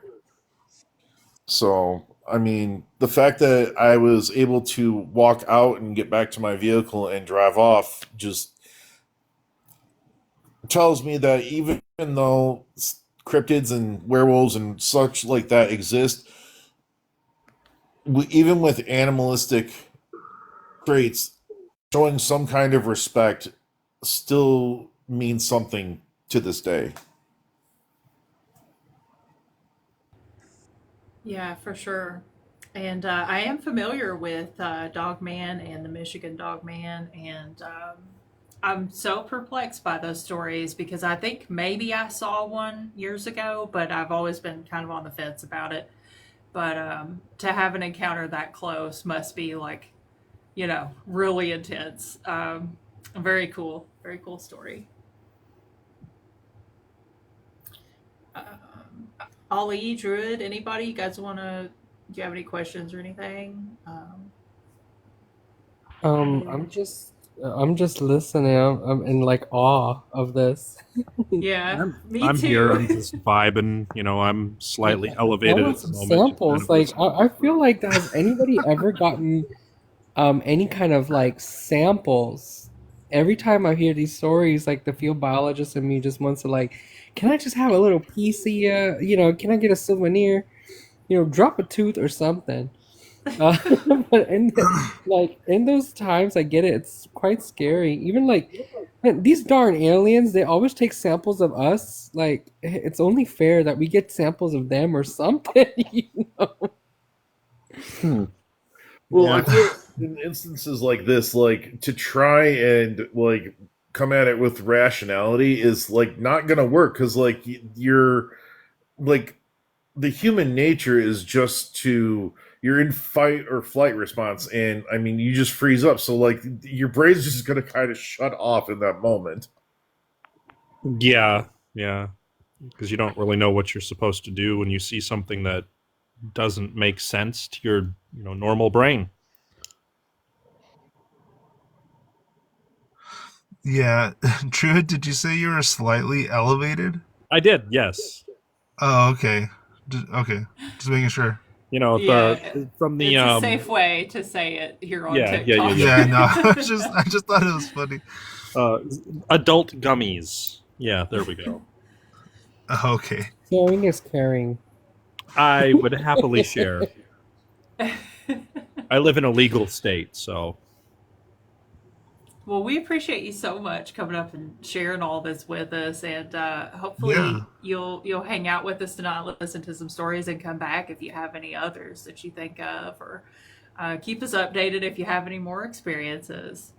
I definitely will. Thanks for having me. Yeah, Thank you. absolutely. Thank you. I Very, wonder very if anyone's cool. out there with a morgue story. You missed it. TJ Yeah. had a morgue story.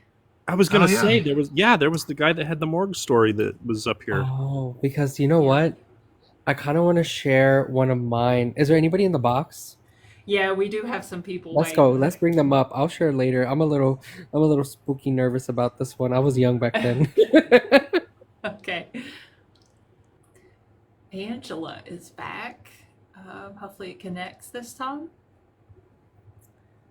Hi, Angela. Hello, Angela. welcome. Hello. Oh, we really need an alarm. Angela. I think. Is she there? She was just commenting. Oh, okay. Maybe it was an accidental request. I don't know. Angela, I don't know. Like, if you have anything to share, you're welcome to come up. But I think you might be accidentally requesting. Sometimes it does that. It happens. Happens to the best of us.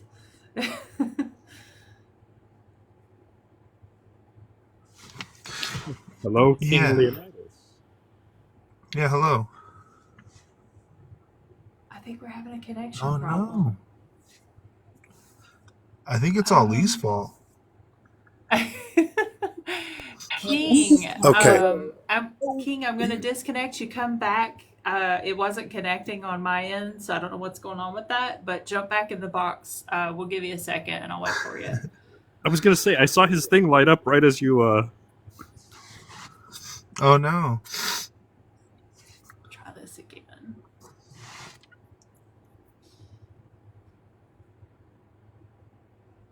We'll wait a little bit extra long this time, just in case it was gonna connect. Oh, maybe. There you are. Can you hear me now? Yes. We'll wait a little bit extra long this time, just in case it was gonna connect. Hello? Oh, There you are. Can you hear me now? Yes. We'll wait a little bit extra long this time, just in case it was gonna connect. Okay. I'm hearing myself now. It's an echo. Yeah. How about now? I don't hear the think echo we're- anymore. You guys hear me good? I think we're good. Okay. All right. I'll just tell the story. My heart is like bouncing out of my chest here because I'm thinking about what happened. Okay. So I came across a series of 5 coincidences, and combined, it makes a story. It's not pieced together real well because it's reality. It's not a story. So I used to be a cab driver and a bartender, and so when I was a cab driver, I was in Pittsburgh, and I picked up a guy who was a curator of the Seattle Museum. And so he came there to visit the museum in Pittsburgh to make comparisons. And so anytime I get somebody in the car that was sort of intellectual, they know about history and things like that, I want a history conversation. So we start talking about history. And so I asked him, what types of processes is driving history right now? And I swear to you, I'm not making up. I probably had 50,000 people that I had conversations with. But this guy, like right off the bat, he says, well, I think it's the Antichrist. And I was like, what? No one, not one out of 50,000 people, nobody ever said the Antichrist. And he starts telling me how he thinks that he's here now and that he is affecting the world. And when I heard that, I looked in my rearview mirror because I wanted to see, like, is this guy like a little bit kooky? What is he? And but he was extremely intelligent and well spoken, and he was very calm. The guy, he seemed very serious about what he was saying, and the hair on my arms was standing up when he was telling me this. And he had these ice blue eyes. I thought the guy looked like an angel. I'm not even making this up. So after he's telling me this, he gets out of the car. I was so taken by what he said because in general I'm a skeptic, but I thought for the moment I'm gonna just play along and just believe what he's saying. But I grabbed my phone. I was gonna call my friend to say, hey, I had this weird conversation with this guy, but right at that moment my phone was ringing, and I looked at the phone, and the number calling me was 366-3666. And so as a result, I was kind of freaked out by that. So I answered it, and some lady said, I haven't talked in a long time, but you gave me your number. You said if I ever needed it, you would come get me. And I thought, wow, that's weird. Okay, yeah, I'll come get you because I got to see what the connection is here. So I went to go get her. It was her and 4 other ladies. They wanted to go to a bar. So I'm taking them to this bar. And on the way, those 5 ladies, if there were demons, they would be demons. Because I never in my life heard anybody that had like as filthy language as these girls. I'm breaking up. Can you guys hear me now? Yes or I no? mean, yeah, you're fine. It's good? Yeah, you're good. We're good. Okay. So I took them to a bar, and the bar that they went to was called the Altar Bar. It was a desanctified church. So I thought that was a strange coincidence. So after that, I thought, okay, well, that's kind of weird. 2 weeks later, I pick a guy up and I take him like on a long trip. He gave me $70 up front. I got to his house and he said, how much do I owe you? And I realized that he didn't know that he already paid me. I never ripped anybody off, but that night I felt very greedy and I wanted to make $500. So I said, well, the meter says $65. You can give me whatever you want. So he went back in his house and he brought money out. I almost drove away because I didn't feel right about taking the money. But for that night, I broke down, and I did. I took the money. He gave it to me, and so he paid me twice. And I felt really bad about it. I mean, like, I swear, like my stomach was clenched. I felt like I wanted to vomit because I just thought I was being a bad person. But I'm driving away, and it was like a full moon, real eerie clouds. And I looked down and I saw the Route 66, which is an export right outside of Pittsburgh. And when I saw that sign, right at exactly that second, my phone rang, and it was that 666 number, right exactly then. That freaked me out. I felt like that was the devil calling me to say, you didn't pass the test, right? And so it was that lady again. Her and her brother, he's a lawyer. All they do is the stuff you put in your nose. So I picked them up and I drove them home.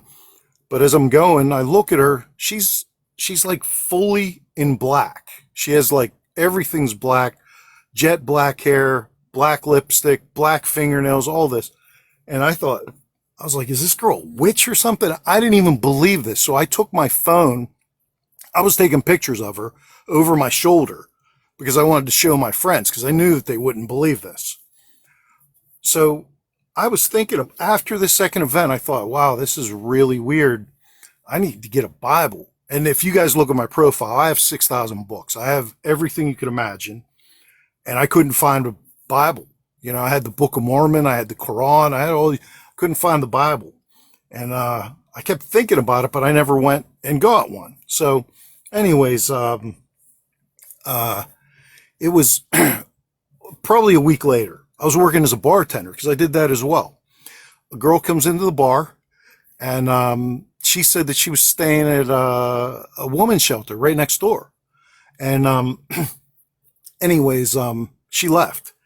And then 5 minutes later, she comes back and she says, I missed curfew. So they locked me out. I don't have any place to stay. So I thought, I don't want to leave this girl stranded in the middle of nowhere. I'll call up somebody I know. I called up these two guys. They were musicians. I said, can you have this girl stay at your house? She doesn't have any place to go. They said, okay. So I take her over there. And when I got there, I thought I got to go inside and I'll drink one beer and make sure that she's comfortable. They're comfortable. So go inside, we're drinking. And then I go to the back on the patio with her.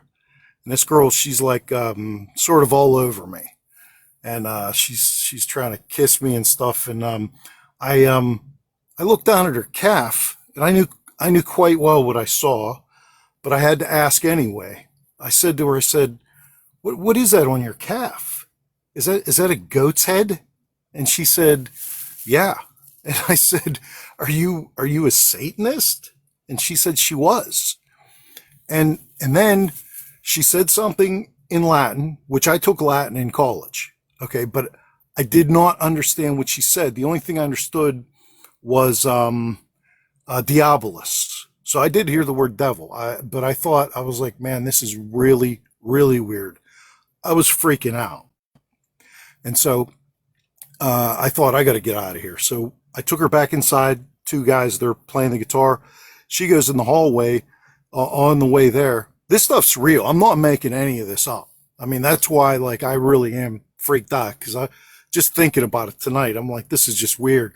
So we get in the hallway. She stops, she turns to me. She basically undressed and then she laid in the middle of the hall, was sort of ready right there. And I thought, oh my God, this is crazy. I got to get out of here. I just ran out. I jumped in my car and I drove away. I called them the next day. I was like, I don't know what happened with that girl. Okay. Those are three things that are very weird. It's like 2 days later. I have two more things. This all happened within a 1 month period. That's why it freaked me out. I just worked like probably, I don't know, 14 hours, right? And I'm drinking coffee all night, so I'm all wired up and I need to try to get to sleep. So for the only time I put on classical music to help me to calm down and get to sleep. And sometimes the classical music stations, they're not the same volume. You got to turn them up a little bit because they're sort of quiet. So I turned it up and I passed out. It's like 4:40 in the morning or so. My radio was completely blasting. And I can't believe that they would even put this on radio. It was on classical music station. It was, what is that in Pittsburgh? WKD. I honestly wanted to go through the files, but the song that they had on, my radio was blasting, was Ave Satani. I had to look it up. It was from The Omen. It was one of the soundtrack of The Omen. It was that devil music. And my heart was pounding out of my chest. Like I was so scared. And that room didn't have a light switch or something. I'm trying to get the lamp to turn it on. I knocked the lamp over and I just ripped that thing out of the wall. And when I got the light on, I was like, I had to keep the lights on. I was so scared and I was just sitting there. So after those four things happened, I'm still thinking I got to get a Bible. I need a Bible really, really bad. And, anyways, and I did say before, I don't even, I went to Catholic school and I never believed in any of this stuff, but I was working all day for baseball. I go downtown, super crowded. and I see in the crowd a person in the distance. They look like they need a ride, so they're walking towards my car. I expect him to stick his head in the window and tell me where he wants to go. But instead, he stuck his head in the window and he said, "Do you need a Bible?" And I said, "Yeah, I do." And he handed me a Bible, and then he just walked away into the crowd. And so when I I told somebody this story in the Caribbean. They didn't believe me. And they said, they started poking holes. They're like, "What'd the Bible look like?" And I was like, it had a picture of Pittsburgh on it. She's like, "Oh, when did it happen?" I was like, "Oh, I think it was spring because of that." We looked it up, and there was some group that was giving out Bibles in Pittsburgh because we found the picture of the exact Bible that she gave me. But the other thing, the guy who I tried to call, when the curator from the Seattle Museum got in my car, that guy that I tried to call on the 4th, this happened in probably 2007. Last year on the 4th of July, that guy dumped gasoline all over himself and lit himself on fire, and he's not around today. And he was telling people that he was hearing demons. And previous to that, he never had like any kind of episodes or anything like that. You can look that stuff up. I mean, quick. Let me just say real quick, TikTok, this is for educational purposes only. We are a storytelling community and we are following the TikTok guidelines. Okay, proceed. Which one did I break? I'm done anyway, but I mean, that's well, no, I don't know. I can't say for sure, but the part about the dumping maybe. We'll see what happens in about 6 minutes. Yeah, I tried to avoid I tried to avoid any words, but the gas thing that was real. Yeah, that is intense for sure. Yeah, I don't know. Sometimes I wonder if that had anything to do with it. I really don't know. But the way things are today, I don't know. I mean, maybe something is going on. But all that really did happen. And I know it sounds absolutely, totally fabricated, but I didn't make any of that up. Very interesting. So that's why I generally don't like to tell people that, because I think they're not going to believe that, because it just doesn't make sense. But if you knew me, I'm not the kind of person to tell stories. That really did happen. So, and I only told it because I was like, hey, this is supposed to be about the paranormal, and I just wanted to get off my chest somewhere because I can't tell anybody that. So, and that's it. Well, we appreciate you. Thanks for sharing that with us. All right. Okay. Thank you. I heard it all. I'm sorry I bounced out for a second. That's okay. Wow, we are on a roll tonight, guys. We got some wild stories in here. Yeah. Indeed. I thought there was a question I wanted to answer. I've lost it now. Like the way the world is, I don't even want to think the Antichrist want to come up over here. It's just too crazy. I'm pretty certain aliens are, rolling up their windows in their UFOs as they're speeding by Earth right now. Yeah, we are the Florida of the universe. Yeah, exactly. So. And we shouldn't be. That's the problem. Excuses do we have? All right, guys, tap the screen, hit the share button, spam the comments with let's throw some devils out there. Let's do some devils, guys. Did I put the new little devil dude? I don't think I did. He's only on the Discord. Let's do some devils. Roar. So speaking of Discord, guys, we have been having a wild time over there in the Discord chats. We do like little streams where we all get together and talk about wild shit, and it is awesome. So if you want to come and be part of that community, you can hit that little subscribe button on the screen and you get instant access to Discord. And you also get a Bigfoot emoji, among other things. And a Mothman emoji. And what else we got? We've got a slee stack. If you guys know what that is. And possibly tarot readings from Sarah. If anybody actually wants one, yeah, we got to do the tarot readings, but I don't feel like anybody's been that interested in it yet. But I'm Yeah. not when like a somebody pro or wants anything, but to, I could totally do tarot readings too. very cool, yeah. So wait, Wyoming is the Wyoming of the universe. No, it's the Florida. It's the Florida. Right, we're Yeah. Florida. For everyone else Yeah, out there. We are the for ghetto sure. of the universe. Like, yeah. Yeah, But the aliens. I mean, wasn't there like an idea? I feel like the whole seance idea, Sarah. Hmm. I think that would be so awesome to do online. I know. I want to so bad. I really want to get a Ouija board, but I don't want to get like a little toy Ouija board from like Walmart or something. I don't know if they even sell them anymore. I want to get like an actual real spirit board or like make one maybe. Um, So Yeah. if you go to most paranormal shops or witchy type shops, a lot of them do carry some fairly decent looking spirit boards and whatnot. I don't know if you might have any places like that around you though, because I know that you're kind of in the Bible Belt. So yeah, well, Lexington has a couple of little magic stores, like New Age kind of. They're not really, they're not like they are in the big cities for sure. Especially like when I lived in Boston very briefly one time, and they had some amazing magic stores up there and all kinds of cool stuff. But we've just got little stuff here. Oh, thank you yeah. for the little heart thing. But Cincinnati, I sometimes think about going to Cincinnati to kind of look around, and then Louisville is not far away, so I probably need to check there.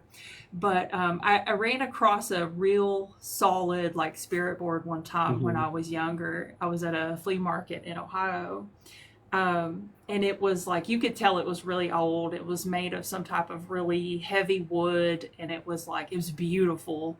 And I used to have a picture of it that I took with my flip phone at the time, so it was a terrible picture. But I don't know whatever happened to that picture. So, but I always think about that, and I'm like that's the kind that I want. And I've kind of always hoped that that one would somehow make its way to me because I wanted it so bad, but I didn't have the money for it that day. So, Right. hey, TJ. You never know. Yeah, I don't have a story this time. I just want to ask y'all a question. If you didn't care, I'll get off here after I actually ask the question. Y'all might be able to Yeah. answer it. I heard y'all say you were in the tarot readings and stuff like that. The number 11, I see that number at least 20 times a day, and I don't know why. Every time I look at the clock, it's on 11. Every time I look at a mileage gauge, it's on 11. Every time I get a ticket, it has 11. I see that number a lot, and I've been seeing it probably for about 2 years now. And I don't understand. Me and my wife, I like to, me and her kid about it all the time, but she sees it. I always make sure to point it out to her whenever I see it. So if y'all know any significance behind that, please let me know. If you don't, I just figured I would ask the question, and I'll jump off here and let you answer. Well, you can stay if you want, but if you want to Okay. drop, you can. Okay. Well, no, This is I'll stay on here for a minute in case you have a question.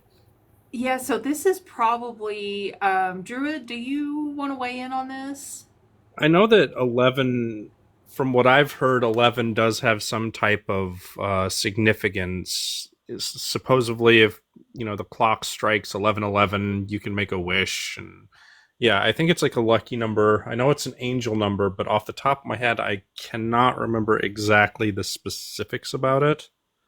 But yeah, I know that it has positive connotations. Okay, now that's what I was kind of wondering because it's never been nothing bad, but now it seems like when I see it a lot, it's like my day's really active. I don't know it. When I see the number 11 a lot, I have a lot of action that day, and it seems to be a good thing so far. It's not been Yeah. nothing bad.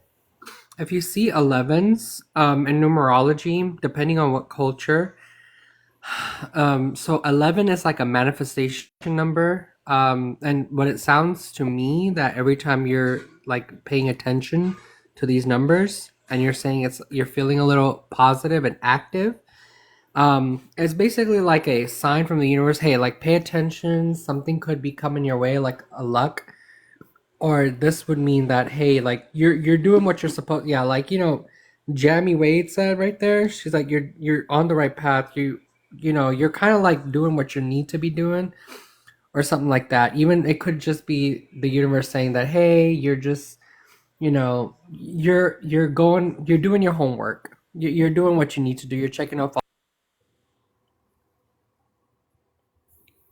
Oh, Okay. Ollie just got muted. raptured. He muted himself or something like that. Sorry. And yeah, she said raptured. In Christianity and like in the Abrahamic faiths, it represents like the unity, almost like spiritual like perfection in the same, and like representing spiritual perfection, like getting there. So it's like a climb. So wherever you're going, I mean, I guess someone's looking out for you. That's what I was trying to.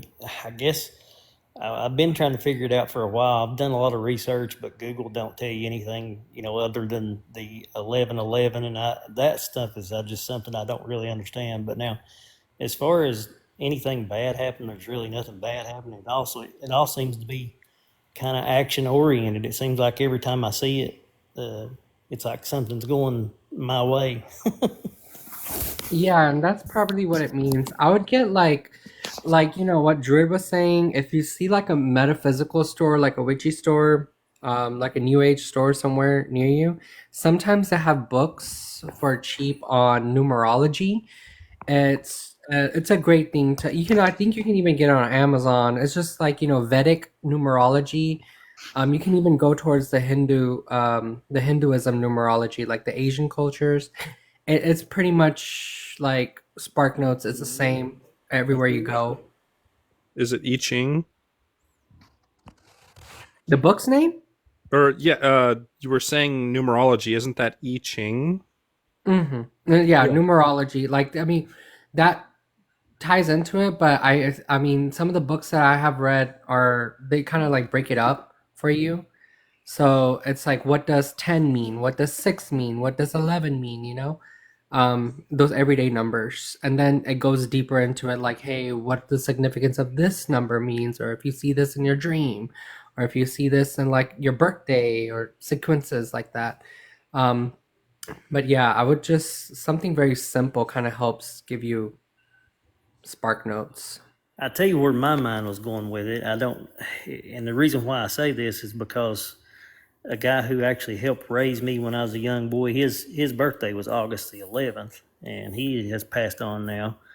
And then a really good friend and cousin of mine, his birthday was on August the 11th, and he actually unalived himself. Probably back 5-6 years ago. Pretty sad situation. Me and him was really close all of our lives. And I don't know if I was trying to connect it with that. I really didn't know where it was going. I thought, surely that ain't something them trying to connect with me. I don't, I didn't even want to go that route. I was just hoping it was something positive and didn't really know what it was all about. So just a little backstory of what I thought, but I was hoping that ain't where it was going. So. I mean, hopefully it could be like I said, someone may be looking out for you. Yeah, that's good. That's a good thing. Alrighty, guys and girls, I'll jump off here. I'm going to bed. Alrighty, well, thanks for coming back up. I hope that answers your question. All right, see y'all. Good night. Have a good night. Have a good night.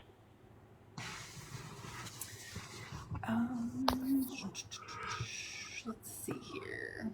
Oh. Somebody was asking our live schedule. We are here Sunday and Monday night, 11 p.m. Eastern to 2 a.m. Eastern. Now, unfortunately for you, you just missed the marathon week. We just did like a Sunday, like last Sunday till today. But we are going back to our regular schedule now, so we will be back next Sunday. But we might just get crazy and we may come back throughout the week. Who knows? You never know. It's like you've got to turn on like the live notifications just in case I get a wild hair and we come right back tomorrow or something. I mean, I don't know if we will because I need a break for real. But but yeah, usually Sunday and Monday nights, and sometimes we throw in some extra nights. So, I'm not going to say your username, but I was like, I'm waiting for that. I'm like, someone gonna say it out loud. yeah, no. But, all right, guys, we've got about, whew, I got my giggle box turned over. We got about 30 minutes left in the show tonight, so we want to get some great stories in here. We've already had some really good stories, guys. I see we've got this one gentleman is back. So tap the screen, hit the share button, spam the comments. Let's get some people in here. Hello, welcome back. Yeah, so it's not so much a story that I have, it's just some information I might want to throw everyone's way here. I mean, since you were speaking of spirit boards and Ouija boards, if you're looking for things that are more authentic in that nature, like you said, when you found it, the one that you took the photo of at, it was what, a thrift kind of store? Like a flea market. Yeah, so those types of spirit boards are going to be more on the real side. Like it's authentic, it's not a cheap imitation or anything. You'll end up finding more the authentic at the flea markets and stuff like that. The type of wood that's used to make these plays a heavy significance on what you can and cannot do with those. The ones that I've come across that are very true to its nature are typically made of like a very old type of oak or even birch. I mean, granted, now birch is part of, yeah. birch is a very endangered species, but birch itself allows a natural flow of energy through it. Now, probably the rarest one that I've seen, it was the materials that were made from it. It was birch, which was the wood, but the letters and the numbers were not painted on like you typically see. It was actually burned on. And then as far as the little item that you used to run across the letters and numbers, it wasn't glass, it was an actual crystal. I don't know the specific type of crystal that was used, and I was told that the material used to make like what would be like the white little part that you put your hands on, I'm not entirely sure if I should say or not, just because of TikTok guidelines. So let's just say it was very, very hard to come by material. It's something, oh man, I don't know how to phrase this without. Yeah, it's fine. I think I know what you're talking about. But you can also like send me a message. I'm gonna turn my messenger back on after this stream. So if you want to message me about it, that might be Yeah, better. I'll probably do that. But I mean, like, and you've got to be very careful when using ones that are of traditional value too. It's not just so much that you're channeling energy to talk and connect with spirits. I'm pretty sure Druid can even advise you as to probably the proper ways to commune with spirits as well. But you have to be very, very careful with your wording, because if you leave it very open-ended, you're allowing something from behind the veil to make its way here. And Yeah, I came from a long line of very witchy people, so I definitely know. But but yeah, Druid is very well versed in this stuff for sure, as well. Yeah, the old stuff, as I mean, like if Sarah, you ever want to do like a little fun project, what I'm trying to do is you can like kind of like make your own spirit board. That's just it. Like I'd probably like find wood, like when you're hiking, and then like take it to like Home Depot, see if they can get a little cut and sand it for you, and hopefully then you Yeah. just go from there.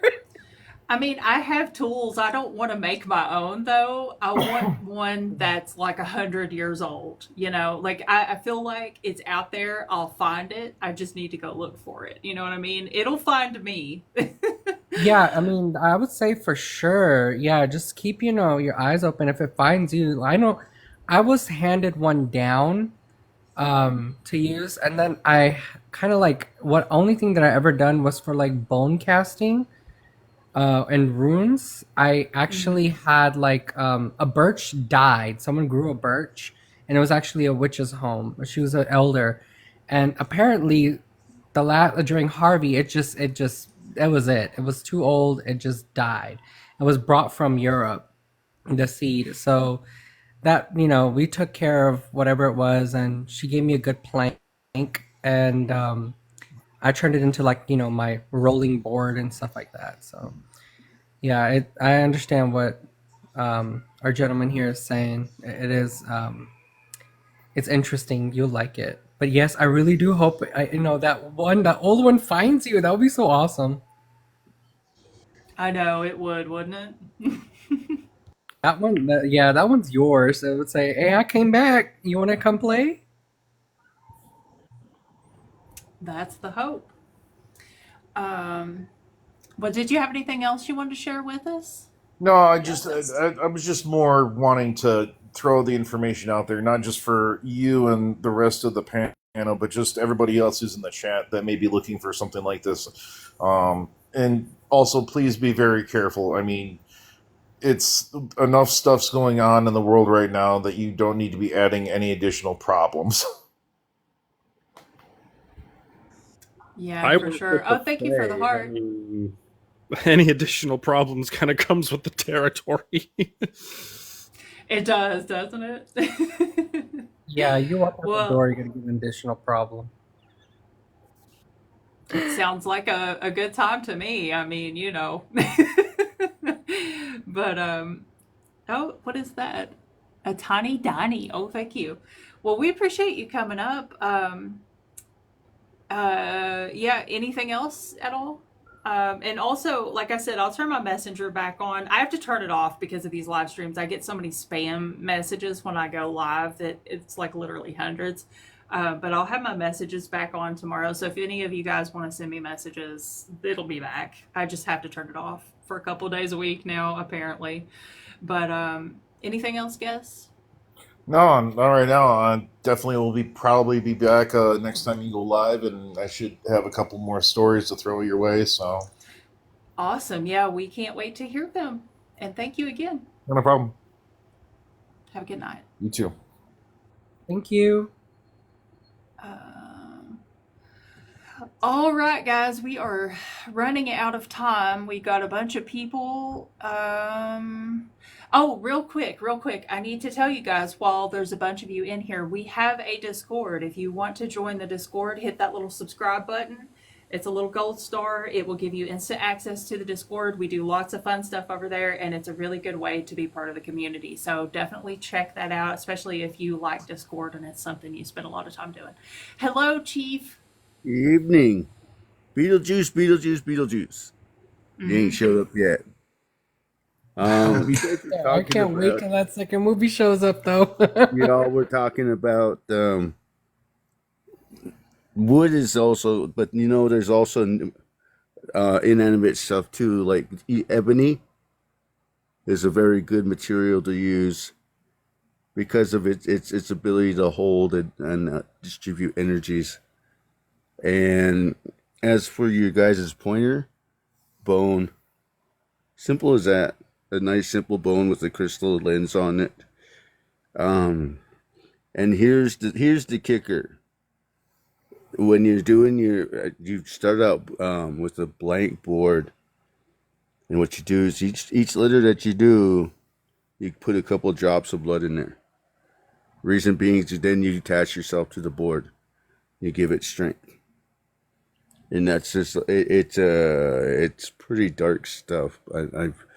I've heard of the different ways they build them, and of course they're toys some places, but if you I don't mess with them. But that's right there is talking about using your own personal spirit, and every time you do something like that, that's how you activate it, is by giving yourself to parts of it.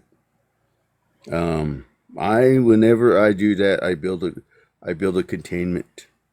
And you guys were talking about a powdered, and my powder is, I use powdered cold iron, powdered sweetgrass, and powdered salt. And I mix them together equal parts, and that's what I use because all three of those are deterrents of bad things. You make a circle around there. There's a couple of different ways you could seal it, but that's the main ways to do that. And then as you seal them, again, a little couple drops of blood around the ring. It's yeah. I don't mess with that stuff anymore because of there's just so many different rules and there's so many different ways to handle it. I don't deal with it too much, but those are things that I remember, and those are things that wood is strong conduit, but the modern days too, they're starting to come up with they're starting to use different modern materials. Titanium, I've seen a titanium one that was interesting, but like I said, and it's evolving. It's always evolving, the art. So tonight I got something about warnings from different messengers. One of the main messengers in our people's world is Sipistu, the owl. Brother Owl, he is well known amongst the native people. He's a messenger. And a message, he's the one that brings the bad news. He does not make it, but he does bring it. And it's really, it scares us whenever we see that. We've been known to stop in the middle of the road, pull off the side of the road, grab some tobacco, lay it down, and say, I don't want it. Because that's one of our protections is tobacco. Today's tobacco is way weaker. It doesn't have the same spirit, same strength as the old stuff. Because tobacco at one time or another before it was perverted was a medicine. It was our spiritual medicine. It's what we would always ask for blessings and always ways to protect us. We smoke it. The smoke protects, helps us hear the voice. The Creator hears our voice. We put it in our medicine pouches.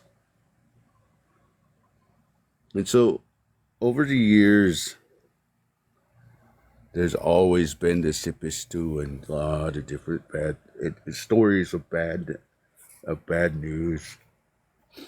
One of my friends tells me this story when he was a young guy.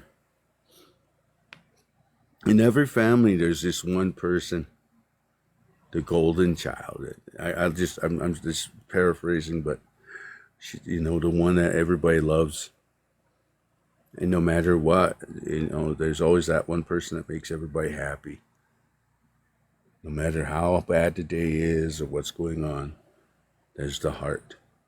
And that golden child is always the one that people are just ecstatic to see. It's a cousin, auntie, sister. And in this case, it was an auntie. She wasn't, as with a lot of them people, a lot of them are humble. They're happy. And they just brighten the room whenever they come in. And that's how this woman was. Whenever she showed up in her family's, went around her family, she lit up the room. And so all these years, for years and years, it went on like that. And my friend tells me one night, they were laying in bed, him and his cousins, he was camping over at a cousin's. And he was sitting there and they were listening. Sitting there telling spook stories, of course. And all of a sudden they said, listen, can you hear it? It was beating of wings, big heavy wings. And they were like, well, what is that? So they peek out the window, and there he was, Sippy Stew. And they were like, oh no. Sippy Stew, you know, everybody knows. I mean, even the young know what Sippy Stew means. But my friend wasn't raised traditionally, so he didn't know the protection. So he knew something was wrong. He was like, he had a sense of dread, and he didn't know what to think. And all night long, that's what they did there. Not one of them slept. They stayed up all night because they knew something was going to happen because of that sip of stew. Finally, they were laying there, and just before he was getting ready to go to sleep, you hear the sirens far off. You could think it must have been bad because there was a lot of those sirens going through. And my friend, he was thinking, they were all talking, they were like, I wonder whose that was. And just randomly out of nowhere, he kind of says, well, I hope it isn't, I hope that isn't my auntie. I hope that isn't, what's her name? And they didn't think about it. So they sitting around, they got up, they couldn't sleep anymore. They were getting around in the house, and all of a sudden, there was a knock at the door. Now, I knew his grandma. His grandma was a pretty tough old bird. And they knocked on her door. They told her, they said to Miss Running Wolf, your daughter, she got in a wreck. Her and some friends. And she didn't make it. And that's when that old lady started crying. And my friend just said, there's just like a weight hit him. And he knew what it was. He knew that the Sippy Stew was bringing that news of his auntie passing on.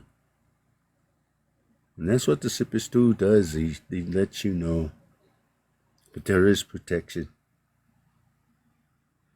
One time, this old man was sitting there. He was cleaning his gun. He just got back from hunting, and he got done hunting. And they were all sitting around visiting, and just got done with dinner. So he said he'd break out his gun and start cleaning. He's cleaning out the barrels and all this other stuff. He was doing a good job. He had got it really clean. And all of a sudden, they were just getting done, and he's just getting done, and then his family says, what is that? What is that? And that's a common theme you hear. What is that? What's that sound? It sounded like those claws that were just walking across that roof. It was just huge. And they weren't sure, and they were kind of scared, but then they run out there and look, and there's that sip of stew. He was walking across that house, walking back and forth. He wasn't flying, he was walking. And as he was walking, he was singing. And they got frightened because they knew something bad was going to come. Well, that old man, he said, wait now. Put his gun together. Put all the parts together. Then he grabbed some ash from this stove. And he grabbed some sweetgrass and put them in there. In those barrels. And he walks out. And they look at him like, what are you doing? He says, wait now. Pulls back them hat. Cocks that gun. Aims and goes. That gun, it shoots. But there's no bullets in it. What it is that old man shot his medicine at that Sippy Stew. He told that Sippy Stew, I can't have you here. I don't want your bad luck. Your bad message. I forgive me for taking your life, but I won't take that. And just as he said that, and he shot that gun, that Sippy Stew fell over. And he died. And that whatever bad news they ever had never came to be because that old man used his magic, used his medicine to stop that sip of stew from giving them that bad news. There's always protection from stuff out there like that. In our world now, we're starting to there's a few of us out there that still follow the old ways. We still know the old ways, from different countries, different places, different times. We always talk about little people. Well, the little people, they are all over the world. We have our stories of the little people. They live here. And so this last story was about the Bigfoot. And how everybody says that everybody's got different kind of stories about him. But the one thing that people don't realize is that he's a physical and a spiritual being. And how you know Bigfoot is around is you smell.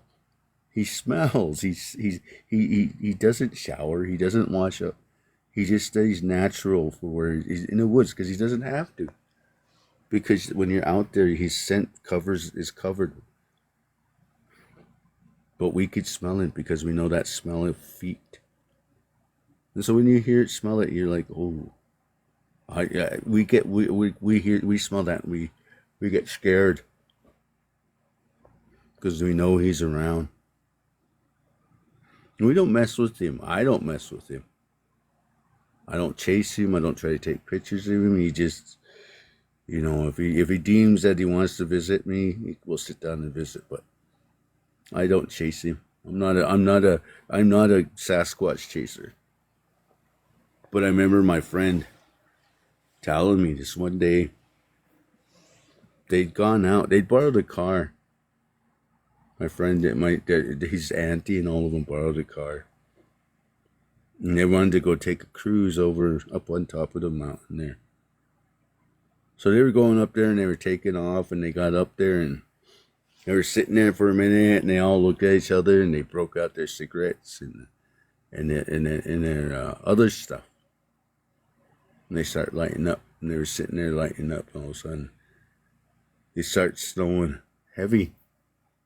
It was one of those, everything was it was snowing so hard you couldn't even see around you. And they were trying to get out of there. And they got stuck.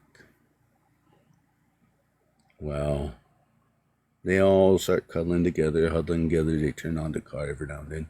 Make sure there was heat in the car. And they all night long.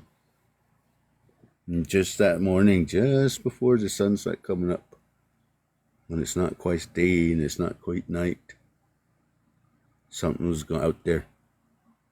Because you could hear that snow crunching. It was walking. Sounded like a man. And they said they were sitting out there and they could hear it. All of a sudden, the way those windows were froze, you couldn't see through them, but you could see kind of the shadow.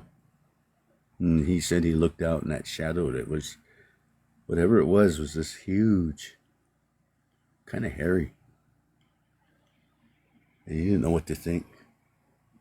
Geez, they all got scared and they were going to start screaming. And he said, shh, stop. Don't. You're going to spook the hell out of it. Then we're going to be really in trouble. And so what happens is they were quiet. That thing kind of shook that car a little bit to see if it was. And after they got done shaking it, didn't seem like anything was in there, so he headed out. You could hear him crunching out. And boy, they got up and they started trying to get that car unstuck. When they got that car unstuck, before they had got out of there, they looked around that car. There was a set of feet No shoes, but huge, shaped like a man's. And was walking around that car. You could see where he was. And that was there. He said that's the one time in his life that he'd seen Bigfoot. One of the old people. And I always say, this world, we share with them. We share with them lights, them fairy lights you guys call. We share with Bigfoot. We share with all kinds of things. We just don't see them. Our eyes aren't open like they used to be. Now our people are full of technology. But they're still out there. You know, we tell these stories about them because we know they're there.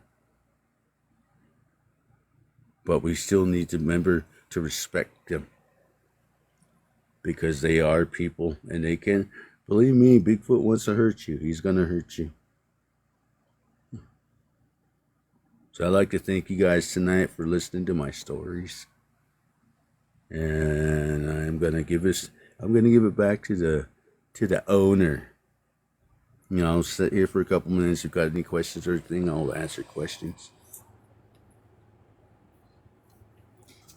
Thank you so much for coming up, Chief, and sharing that with us. Appreciate it. Thank you so much. Yes, thank you. All right, guys, it is that time of the night. We are going to end for the night, and the marathon stream is over, at least for now, at least until we all go crazy and do it again, which will probably be soon, to be completely honest. I'll probably be back. I say I'm leaving, but I'll probably come back. I'm just kidding, guys. I'll be here Sunday night, as per usual, 11 p.m. Eastern to 2 a.m. Eastern. I'm so tired I don't even know time zones right now. I don't even know what I'm talking about. So many thank yous out to all of the people who shared stories. We had a great night. This was fantastic. We had so many great stories tonight. It was amazing. I appreciate each and every one of you, and I appreciate you guys hanging out here in the chat and spamming some Bigfoots and listening to some stories. I hope you all enjoyed it. Be sure to turn on live notifications so that you know when I go live. And we will see you all next Sunday at 11 p.m., guys. Bye.